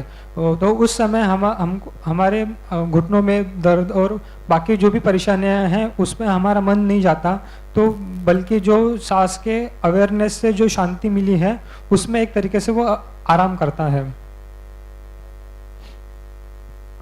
तो सांस को और गहराई से जानकर हम अपने शरीर और मन के प्रति, शरीर और मन से जुड़ी हुई अनेक चीज़ों के बारे में जानते हैं। जैसे हम चीज़ों को अच्छा मान रहे हैं, बुरा मान रहे हैं, इन सारी चीज़ों का समझ हमको सांस के ज्ञान के साथ समझ में आता है। तो ऐसे अलग अलग चीज़ों का हमको अलग अलग चीज़ें हमारे सामने आती है तो उसी के साथ एक महत्वपूर्ण लक्षण हमारे सामने आता है। जैसे सांस को जानते जानते हम अपने मन में उठने वाले चिंतन, अपना अनुभव, इसका उत्पन्न होना और नष्ट होना इसको जानते हैं। सांस के उत्पन्न होने और नष्ट होने के साथ साथ हम अपने चित्त के चिंतन और इतर शरीर और मन से जुड़ी हुई चीज़ों के उत्पन्न और नष्टों को जानते हैं। तो इसी को अनित्य लक्षण कहा जाता है। अनित्य, दुख, अनात्ता, ये तीन लक्षण काफ़ी महत्वपूर्ण बताए गए हैं। तो इसी तरह हम सांस को जानते जानते हम अनित्य का बोध अपने आप में जगा सकते हैं।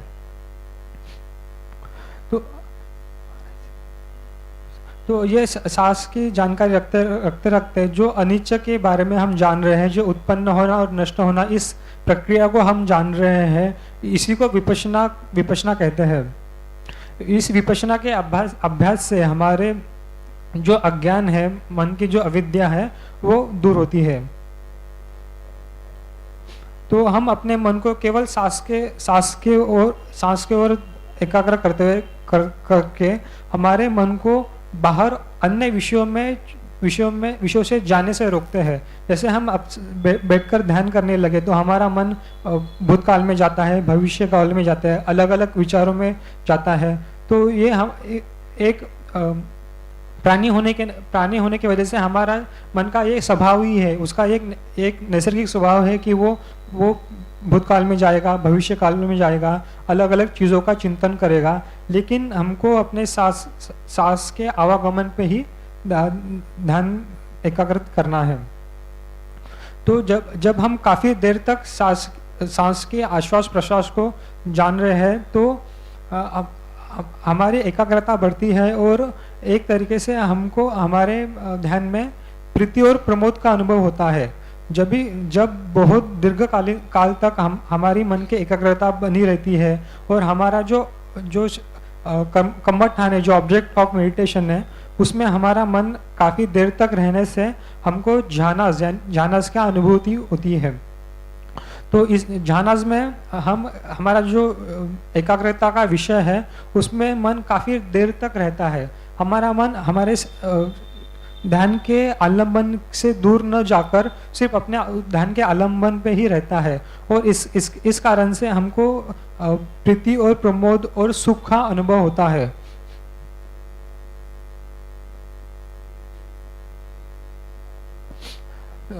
तो दीर्घकालीन काल तक झानास के अनुभव करने से, यानी जो हमारा साधना का आलम्बन है उसी पे मन लगाने के वजह से एक तरीके से हमारा मन आराम करता है, वो इधर उधर भागता नहीं है। तो एक तरीके से उसको आराम मिलता है और उसमें काफ़ी एनर्जी यानी काफ़ी ऊर्जा आती है। तो वो एक प्रीति और सुख का अनुभव करता है जो साधना के लिए काफ़ी फलदायी भी होता है। इस कारण हमको जो शरीर में पीड़ा हो रही है, जो नी पेन, जो घुटनों में दर्द वगैरह हो रहा है, उसकी ओर हमारा ध्यान नहीं जाता और हमारे साधना में ही हमारा ध्यान होता है और इससे हमारा मन एकाग्र होता है, स्थिर होता है। और एकाग्रता एक काफ़ी महत्वपूर्ण गुण है जो हमारा मन में डेवलप होता है। Để minh chứng cho việc niệm hơi thở là yếu tố then chốt hỗ trợ cho thiền minh sát, thì Ngài đã trích dẫn cái bài kinh là Anapanasati, kinh nhập thức xuất tức niệm, hoặc là kinh niệm hơi thở vào hơi thở ra. Thì trong bài kinh Đức Phật dạy rằng này các tỳ kheo, khi mà thiền hơi thở vào hơi thở ra này được phát triển một cách đầy đủ, được tu tập một cách tốt đẹp, thì làm cho 4 niệm xứ được phát triển tốt đẹp.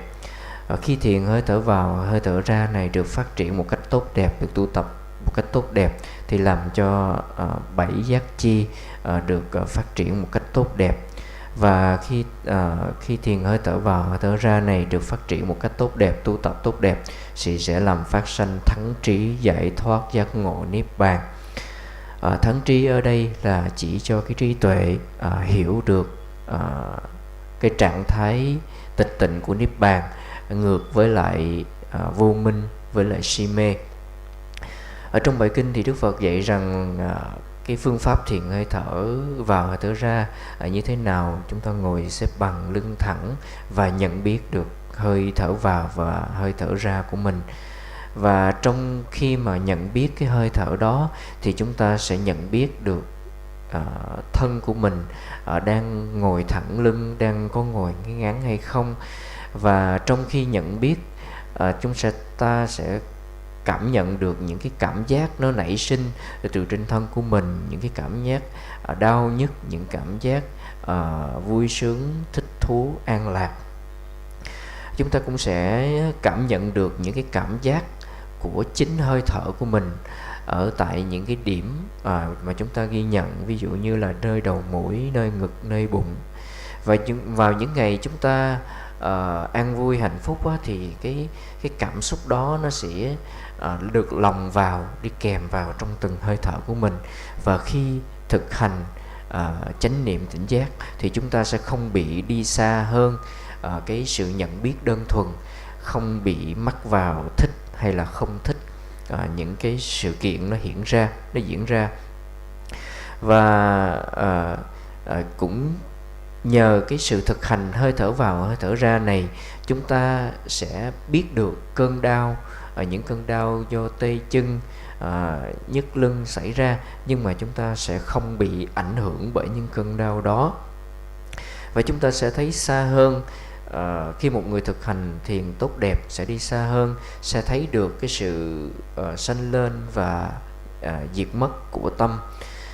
Và đến một lúc nào đó, với chánh niệm đồng nghĩa với sự biết rõ ngược với sự si mê, chúng ta sẽ thấy được thế nào là sự thay đổi biến diệt vô thường, thế nào là sự không vừa lòng, và không có gì gọi là của ta cả. Đó gọi là Vipassana Nhana, tức là trí của minh sát, thấy đúng bản chất của sự vật như nó là, và chúng ta bỏ lại si mê vô minh.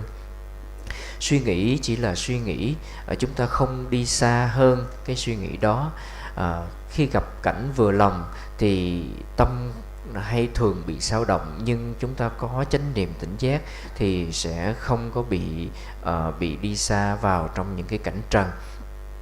Và với sự phát triển của chánh niệm như vậy thì với sự phát triển của thiền hơi thở vào hơi thở ra như vậy thì tứ niệm xứ đã được phát triển đầy đủ. Và còn thiền hơi thở vào hơi thở ra còn giúp cho phát triển 7 giác chi, với niệm giác chi, trạch pháp giác chi, cần giác chi. Khi mà chúng ta tu tập tốt đẹp thì tinh tấn và hỷ lạc phát sanh. Chung với cái thiền hơi thở này, chúng ta có cần giác chi, hỷ giác chi. Và khi mà tâm được tu tập một cách tốt đẹp, có sự tinh tấn, có sự hỷ lạc, thì tâm được trong sạch, tâm được tịnh giác chi. Và khi tâm được trong sạch tốt đẹp thì tâm sẽ được vắng lặng dễ dàng, chúng ta gọi là định giác chi. Và cuối cùng tâm được cân bằng trở lại, chúng ta có xả giác chi.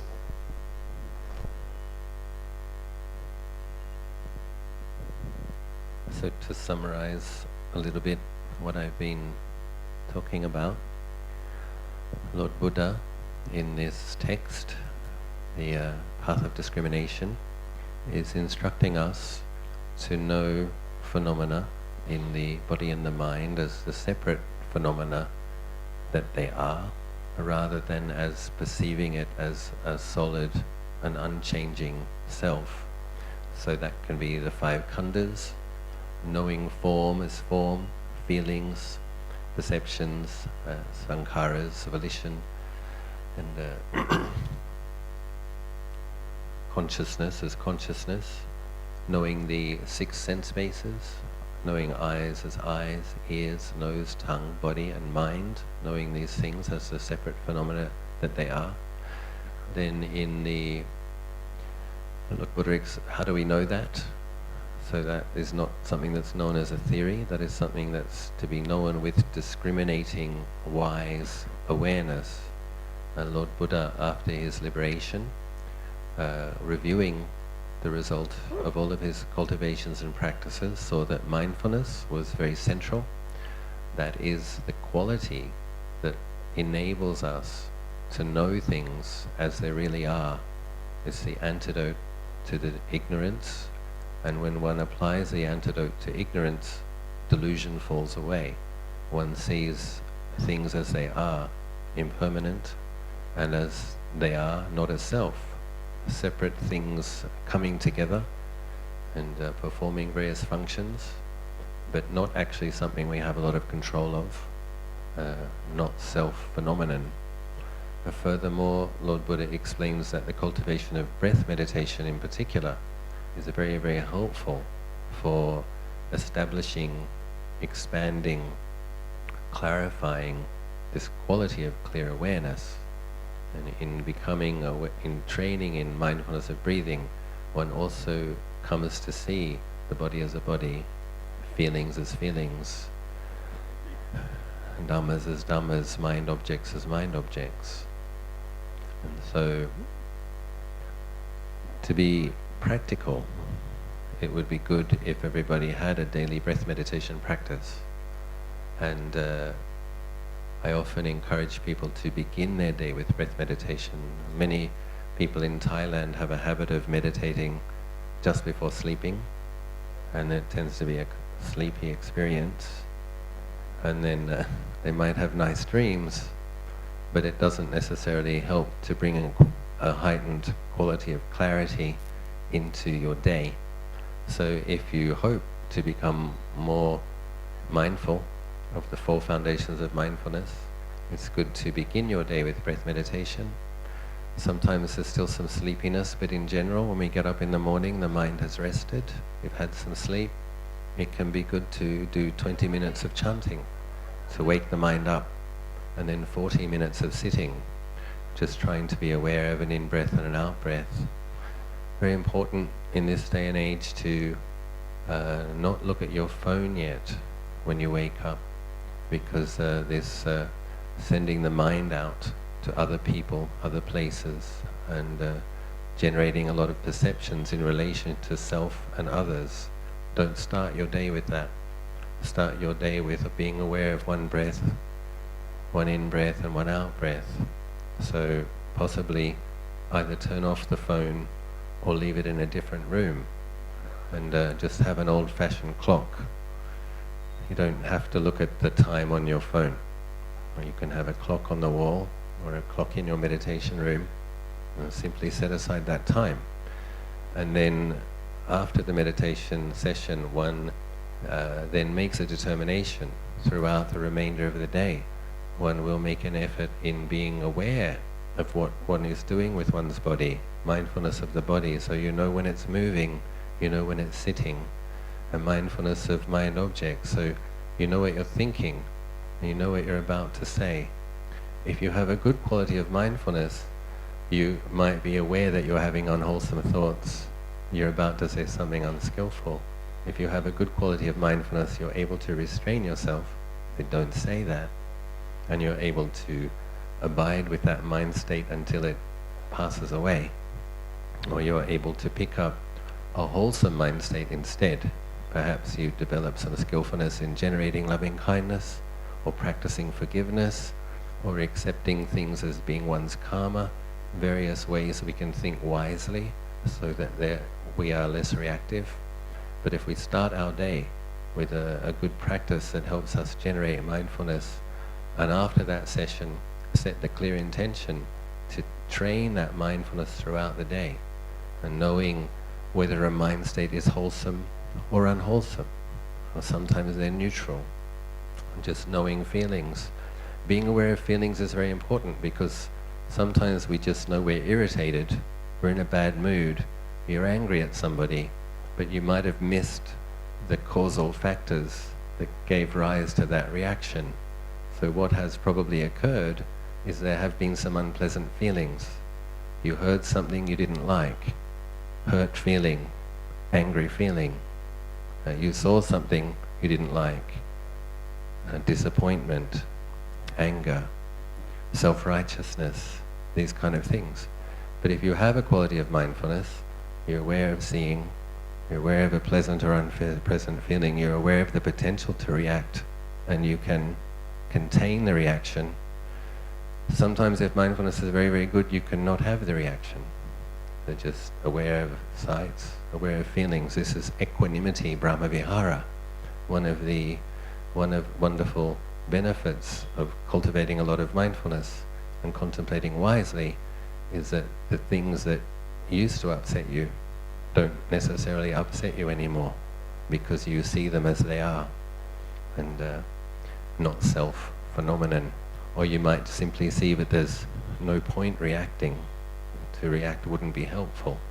So you can allow the mind to rest in a balanced state of equipoise. But a daily session of breath meditation will be very helpful, and as well as that determination to bring the mindfulness into daily activities. If people sincerely aspire to liberation, or perhaps the first level of liberation, then one needs to consider, I believe, several sessions a day, but one can have a good foundation of the practice with a morning practice. Often it's the case, if you see the benefits of this practice, you will want to do more. So then you can increase and do a session in the morning and a session in the evening as well. And hopefully as we age, if we have the privilege of aging, you might become semi-retired, then you can increase a session in the morning, session in the afternoon, session in the evening. Keep clarifying, generating quality of clarity with the breath awareness, and training that awareness to see, investigate, and know the body and mind throughout the day and investigate. And as I was mentioning before, the breath meditation can lead to states of concentration, collectedness. This is very helpful and very important because the problem that many of us have is an addiction to sensuality. We're trying to find a fulfillment in pleasant feelings from the sense bases. And if you don't have anything better, then it's very difficult to give those things up. But if you're diligent in your meditation practice, the quality of rapture and tranquility and serenity that you can experience as a form of mental pleasure is actually superior. And the quality of peacefulness that comes from a combination of qualities, mindfulness, concentration and wisdom, Lord Buddha says peacefulness is the highest happiness. So it's not laughing, having a good time kind of happiness. It's a happiness of contentment, fulfillment, well-being. And these are the kind of qualities that can come if one is very diligent in the meditation practice. Then of course whatever collectedness that can come from whatever stability of mind that comes from being consistent and regular in meditation practice, that will support the mindfulness to be sharper, clearer, and the wise reflections to be more penetrative, and then deepens. These qualities all support one another. And we were talking a little previously about 5 spiritual powers. Faith. We have faith in Lord Buddha. Very important that you also have faith in the methods that he taught, and you have faith in your ability to practice them. So faith has several aspects. You need to have faith in your potential. You need to have faith in the practices. If you really have faith in them, then you want to do them. Faith also gives rise to energy, the second of the spiritual powers. That energy can be applied into the mindfulness, into the formal practices. Mindfulness is conducive to seeing things wisely. That's the next spiritual power. Faith, energy, mindfulness, concentration, and then wisdom. The concentration giving stability of mind. The wise reflections go deeper and the ignorance gets uprooted. So, been talking for a while. I did also want to give opportunity for some questions, but I'll just let the translation.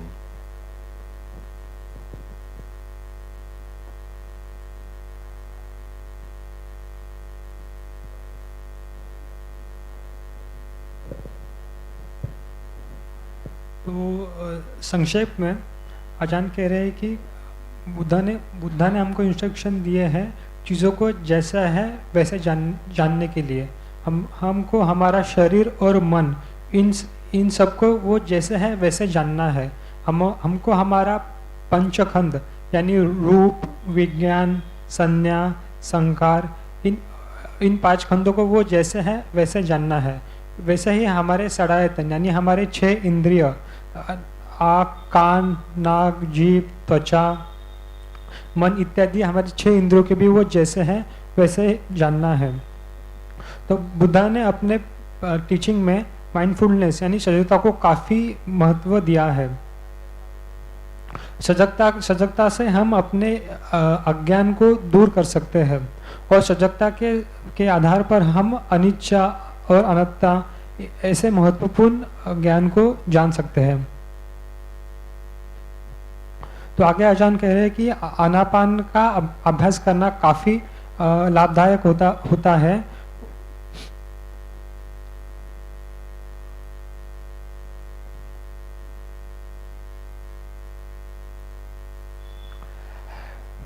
आनापान के अभ्यास में हम अपने श्वास के आवागमन की जानकारी रखते हुए हम अपने शरीर को शरीर जैसा है वैसा जानते हैं। हम अपने मन में उठने वाले फीलिंग्स को जैसे हैं वैसे जानते हैं।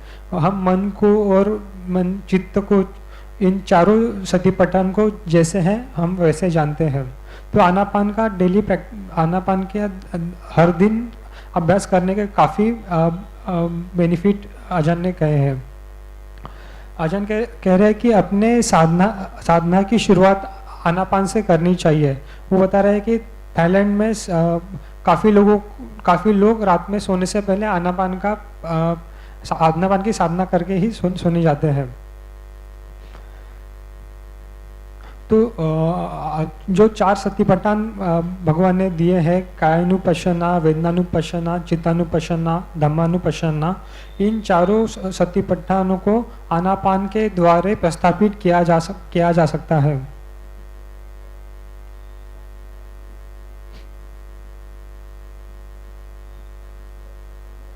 तो आजान आगे आनापान को अपने हर रोज के दिनचर्या में उसका अभ्यास को लाने के लिए कह रहे हैं कि हम अपने मोबाइल फ़ोन्स में काफ़ी उलझे रहते हैं। जैसे हम सुबह उठते हैं हमारे दिन की शुरुआत अपने मोबाइल फ़ोन से होती है और इससे हम अपने मन को बाहरी दुनिया में झोंक रहे हैं। दिन की शुरुआत से ही हम अपने मन को बाहर की ओर लेके जा रहे हैं, बल्कि इसके बजाय हमको अपने मन को अंतर्मुखी करना चाहिए। अपने मन को जैसे सुबह उठ के बाहर की ओर लेके जाने के बजाय हमने सुबह उठते ही अपने श्वास के आवागमन के ओर ध्यान देना चाहिए। तो इसके लिए आजान सुझाव दे रहे हैं कि हमने अपना मोबाइल फ़ोन किसी और रूम में रखे तो ज़्यादा बेहतर है, और या फिर जिस रूम में हम साधना कर रहे हैं वहाँ पे केवल एक घड़ी हो ताकि हमको मोबाइल फ़ोन से डिस्ट्रैक्शन ना हो। तो आजान कह रहे हैं कि हमने एक निश्चित समय निश्चित करना चाहिए जिसमें हम दिन में आनापान की साधना का अभ्यास करेंगे। और उसके साथ साथ आजान कह रहे हैं कि हमने ऐसा दृढ़ निश्चय करना चाहिए कि आनापान के साधना के साथ साथ हम दिन भर में अपने शरीर के प्रति, शरीर की अनेक जो क्रिया है, चलना बैठना, इन क्रियाओं के प्रति, अपने मन के प्रति और मन में जो चिंतन उठ रहा है उनके प्रति हम सजग रहने का प्रयास करेंगे। जितना हमको हो पाएगा दिन भर में हम इन अपने शरीर मन में उठने वाले चिंतन और जो मन में जो भावनाएं उठ रही है उनके प्रति सजग रहने का हम प्रयास करेंगे। तो इससे ये फायदा होगा कि जब हमारे मन में कोई अनहोलसम थॉट, जो कोई गलत विचार आते हैं, तभी हमको उसमें पहले तो हम उसके भाव में बह जाते हैं। लेकिन आनापान की और इस सजगता के अभ्यास को जारी रखते हुए हम उस प्रतिक्रिया करने से और उसके अंध प्रभाव में बहने से खुद को बचा सकते हैं। एक तरीके से हमको एक अपने आप में एक आसरा और एक आशय मिलता है, जिससे हम सिर्फ प्रतिक्रिया न करते हुए हम उस चीज को जान पाते हैं। बिना प्रतिक्रिया करते हुए हम उसको जान पाते हैं।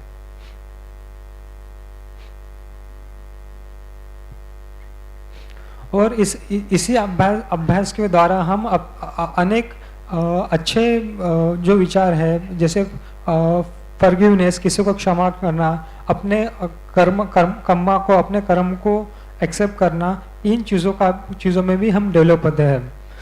तो आजान कह रहे हैं कि हमने अपने दिन की शुरुआत आनापान से करनी चाहिए और साथ ही हमने ऐसा खुद को ही निश्चय करना चाहिए कि हम दिन भर अपने शरीर, मन और मन में उठने वाले चिंतन के प्रति जितना सजग हो पाए उतना हम सजग रहेंगे। हम अपने मन में उठने वाले भावनाओं के प्रति, वेदनाओं के प्रति भी सजग रहेंगे। हम जब खराब मूड में होते हैं, जब भी गुस्से में होते हैं, तो हम उसके प्रति सीधा उसको अच्छा मानना या बुरा मानना ऐसा न करते हुए उसको जानने की कोशिश करेंगे। तो हम फीलिंग्स को यानी वेदनाओं को वह जैसा है वैसे जानकर अपनी सजगता को अधिक से अधिक प्रस्थापित करने का प्रयास करेंगे। तो इससे ये होगा कि हमारी जो प्रतिक्रिया करने की स्वभाव है वो कम होकर हम इक्वानिमिटी जो एक महत्वपूर्ण ब्रह्म विहार है इसमें प्रस्थापित होते हैं।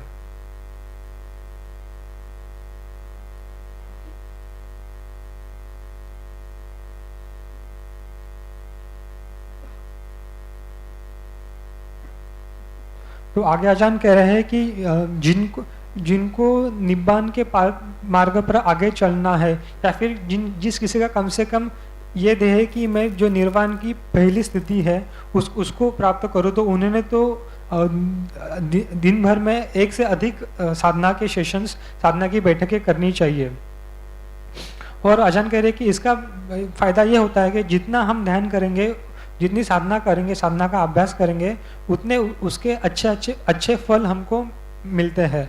और जितने अच्छे फल हमको साधना के मिलते हैं उतने हमको साधना और अधिक करने का उत्साह और कारण मिलता है।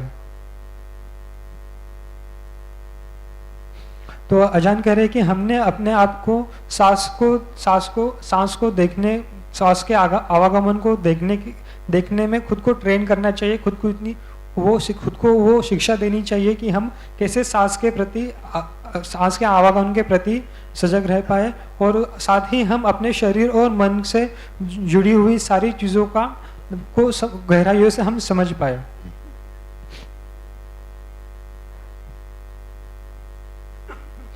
आजान आगे कह रहे हैं कि हम काम सुख जो है उसमें उसके हम काफ़ी आदी हैं। हम अपने हर समय काम वासनाओं के काम सुख में अपने जो भी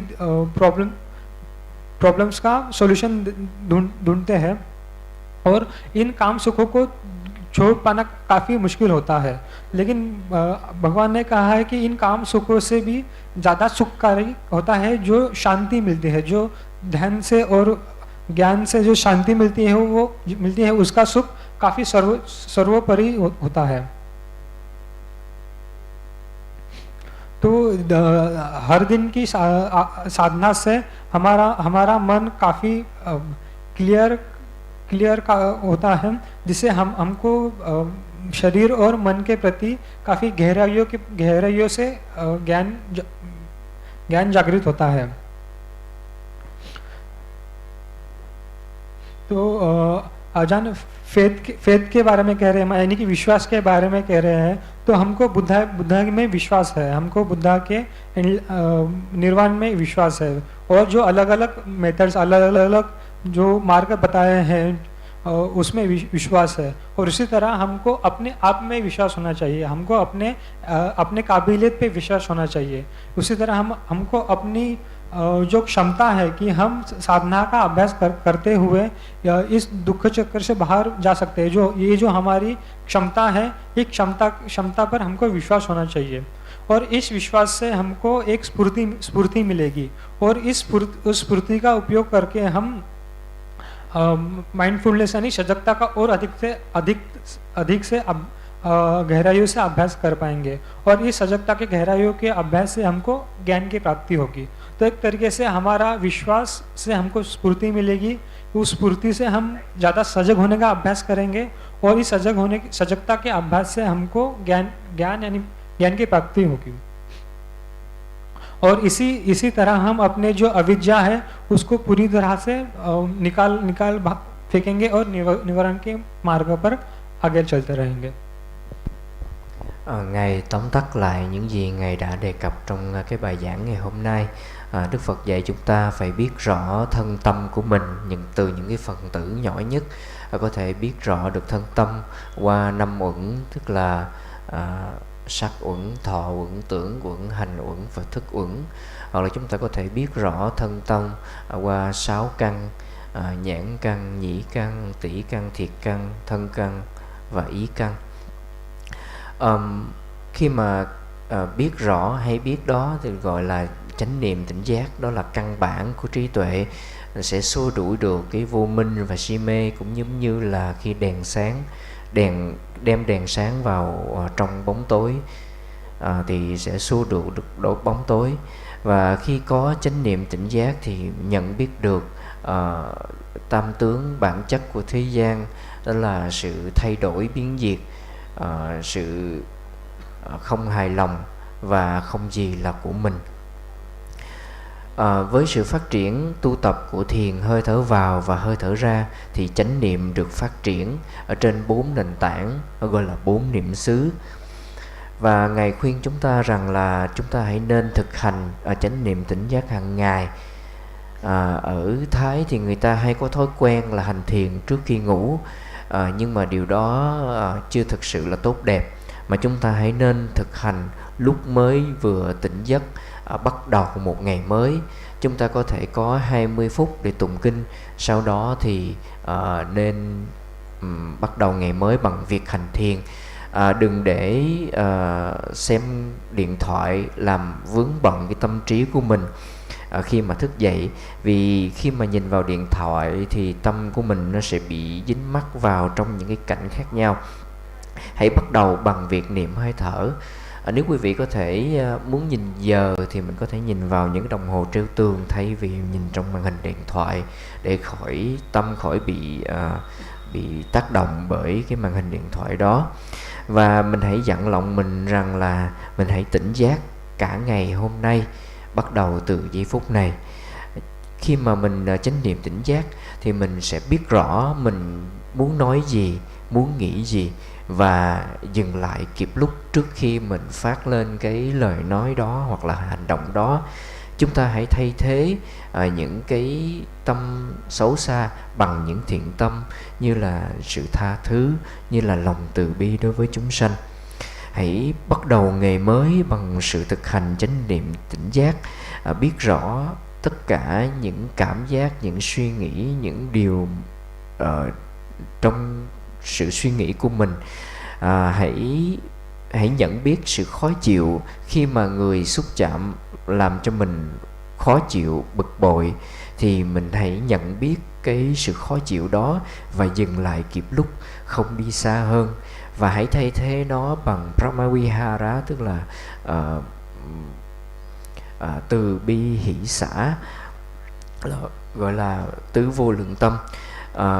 Và khi mà mình nhìn được rằng là tất cả không gì là của mình, thì mình sẽ cảm giác được một cái tâm bình lặng đối với tất cả chúng sanh, không bị bực mình, không bị khó chịu khi mà người khác va chạm phải mình. Hãy dặn lòng bắt đầu bằng một ngày mới bằng sự chánh niệm tỉnh giác. Và khi mình cố gắng dặn lòng thực hành tốt đẹp như vậy đó, thì mỗi ngày mình sẽ phát triển một cách tốt đẹp hơn. Mình sẽ phát triển rộng ra, không chỉ là mỗi buổi sáng mà có thể là mỗi buổi trưa, mỗi buổi tối, vân vân. Và với sự thực hành này á, thì tâm của mình sẽ được bình lặng, không còn bị lôi cuốn bởi những cái sự dính mắc, sự tham đắm vào những cái cảm giác hài lòng. Và tâm bình lặng là sự hạnh phúc tốt đẹp nhất. Và khi mà thực hành hàng ngày như vậy đó, thì chánh niệm của mình càng lúc càng vững vàng hơn. Khi mà chánh niệm mình vững vàng hơn, mạnh mẽ hơn, thì niềm tin vào trong sự thực hành lời dạy của Đức Phật sẽ được phát triển tốt đẹp hơn. Và khi niềm tin phát triển tốt đẹp thì sự tinh tấn, sự cố gắng thực hành sẽ càng được mạnh mẽ hơn nữa.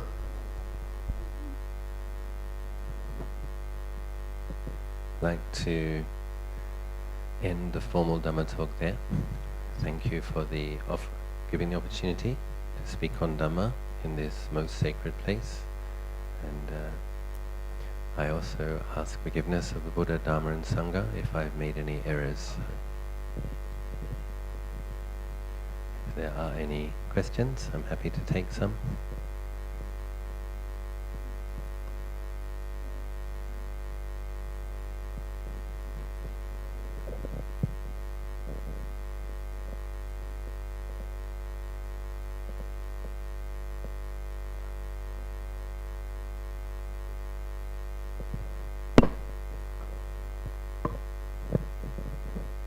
Venerable Sir, I have a question. In the way of practice, the Buddha teaching is seeing something we knowing is the seeing directly, like truly what they are. So I wondering what happened after doing practice seeing like that. What should we do after seeing directly? And how we apply the practice in the daily life? Just like example, we seeing some like small fire next to the house. If we practice the way seeing is seeing, the fire will destroy the house directly. Yes. Thank you, Bhante.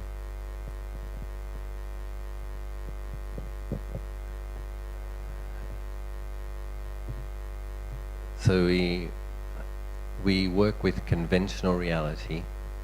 So there is a conventional reality where you, and then you are aiming to realize the ultimate reality. So in Pali this is Lokiya and the Lokutara. So even though you can be mindfully seeing that there's a fire, it doesn't mean that you can't get up and put it out. So you're still looking at the fire, you're aware that it's fire, but conventionally you understand that needs to be put out, so you put it out. And then you might be aware of lifting up a shovel and putting out the fire, or picking up a hose.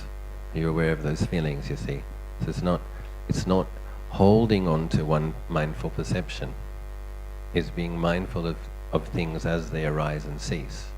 So you'll be aware of seeing, aware of thoughts, and then you know wholesome, unwholesome, neutral. This is a wonderful thing about the cultivation of mindfulness, is it increases qualities of clarity. That's one of the results of mindfulness. If it's good mindfulness, you'll actually know what is skillful and unskillful. So it's like you have more clarity, and so you'll know, I need to put that fire out. And you become more aware of what is your good habits and what are your bad habits, because you see them more clearly. You come to do your breath meditation, you see what you're thinking about, what you want to do, what you've been doing, and there's some awareness that's actually not so skillful. And sometimes we can have habits of denial, and meditation practice forces us to see what we're doing, what we're thinking about, what our habits really are. And as usually a growth in clarity, a growth in truthfulness. When we develop truth discerning awareness, we become more truthful with ourselves, and more aware of what our good and bad habits are. And then we have to abandon the unskillful. So mindfulness is one factor. I'd like to talk about the 5 spiritual factors. And then there's the Eightfold Path. There's a right effort, there's a right thought, there's a right speech. So then there's the things, once you have good mindfulness, then there are the things you should say, the things you shouldn't say, the things you should think, the things you shouldn't think, skillful, unskillful. And then the effort that needs to be made. Lord Buddha talks about the 4 great efforts. So the effort to abandon unskillful is one of the efforts. The efforts to increase the skillful. The effort to maintain what good is already present. So looking at the Eightfold Path, my teacher Ajahn explains that the Eightfold Path is not the chant that we do in the Dhammacakka Sutta. The Eightfold Path are five spokes of a wheel, and the wheel is turning in the heart actually. And he also says it's a bit dramatic or a bit extreme, but it's true, and I like the way he explains it. Either the Eightfold Path is turning in the heart, uprooting greed, hatred and delusion, or greed, hatred and delusion is in the heart, destroying the Eightfold Path. So one has to be cultivating right mindfulness in order that one can have skillful thoughts, in order that one can practice skillful speech, and in order that one knows what is right and wrong livelihood, and practice right livelihood. And so these things are occurring here, but it's a dynamic thing. in cultivating mindfulness, you don't hold on to a fixed perception. It's fluid. It's about seeing with more clarity, understanding conventional reality while aiming to realize and experience ultimate reality. So, Right. Ajahn, can I ask 2 questions? Yeah, okay. Just now, you mentioned about Vitakka, Vichara, Piti, Sukha, Ekagata. As a lay person, I find it, I can reach the level of, say, Piti, Sukha, but I find it very difficult to progress into Ekagata, and that from Ekagata enter into jhana. So Ajahn, would you be able to give me some guidance? That's my first question. okay. So let me answer that one. So that's very common. So my teacher, the way Tanajanananda explains samadhi is Kanika Samadhi, Upajara Samadhi, and Appana Samadhi. So Kanika Samadhi is momentary concentration, so that means peacefulness for up, say, 5 minutes. Upajara Samadhi might be when you get more skilled at bringing the mind to a peaceful state, and you might be able to stay peaceful for 15 or 20 minutes. It's important to understand that that is concentration. It's not that you don't have concentration. It's not that you only have concentration when you get jhana. So, but it's through bringing the mind to that level of concentration frequently, and then allowing the mind to rest with contentment with that quality of peacefulness. Well, one of the obstructions to jhanas is the desire mind and impatience. So qualities like being content with the peacefulness that one has and allowing it to deepen according to its own, it's karmic as well. So to some degree it depends on how much you've practiced in previous lifetimes also. But it's important to appreciate the concentration that you have, rather than skip over it and want something better, because contentment plays a very important function in allowing it to deepen in its own time. Yeah, Then the other thing, of course, is one has to do more generally. So many lay people are doing 1 session a day. Realistically, if you're aiming for jhanas, you want to be thinking about 3 sessions a day, morning, afternoon, evening, every day. So then you will be increasing your chances. So, Okay. The second question is actually regarding the Dhamma. You were talking about the 4 foundations of mindfulness. In terms of Dhamma, what actually do you basically this is refer interesting, to? isn't it? Because Dhammas is actually everything. Yes. So but I think it's like when you're looking at this text of the path of discrimination, Lord Buddha is explaining all of the different things that one can know. They're all Dhammas. Yeah. So knowing the body as a body, knowing eyes as eyes, knowing ears as ears. I think it's simply clearly seeing things as they are. Okay. And so that's like knowing the 4 elements, the body as being of 4 elements, knowing. But also it's like the Chittanupassana is knowing whether it's wholesome or unwholesome, skillful or unskillful, or neutral. But the Dhammas is just knowing what it is actually. Okay. A body is a body, thought's a thought, feeling's a feeling. And then it gets very, very profound about all the things that one can know as a Dhamma. Okay. And there are wholesome Dhammas and unskillful Dhammas. So Right. So I think that's all we have time for. Where are you from? Oh, from Penang. Okay, nice to meet you. Mane, just last question. Ah. As you said that we should discriminate between the things. The body is a body, the mind is a mind. The tongue, the eyes, we see the things the way they are. And we should not associate it with me. And we should not indulge into the feelings. And we should not get into those associations, so that we should not suffer ourselves from those attachments. So I wanted to know how one can identify our own individuality, what comprises of being me or myself, if we discriminate between those things. So you have a conventional you as a result of millions of previous lives. So you have your body and mental continuum, which conventionally speaking, you are you. But Lord Buddha is pointing to the fact that if you keep believing that, you're going to have another birth and a birth and another death and another birth and another death and another birth and another death. But Lord Buddha is saying if you want to be liberated from the wheel of birth and death, then we have to do that less. We have to see it not as a self, investigate it. But it doesn't mean that after your meditation you can't still be kind to your family and friends. You can still function while you are applying mindfulness and wisdom. So you don't have to kill it, you don't have to destroy it. It's very important. And you don't reject it, you just stop feeding it constantly. And you'll find that if you don't feed it constantly, you'll experience mental peace and rapture and tranquility. You'll be very happy to experience those things. So I think that's all we have time for.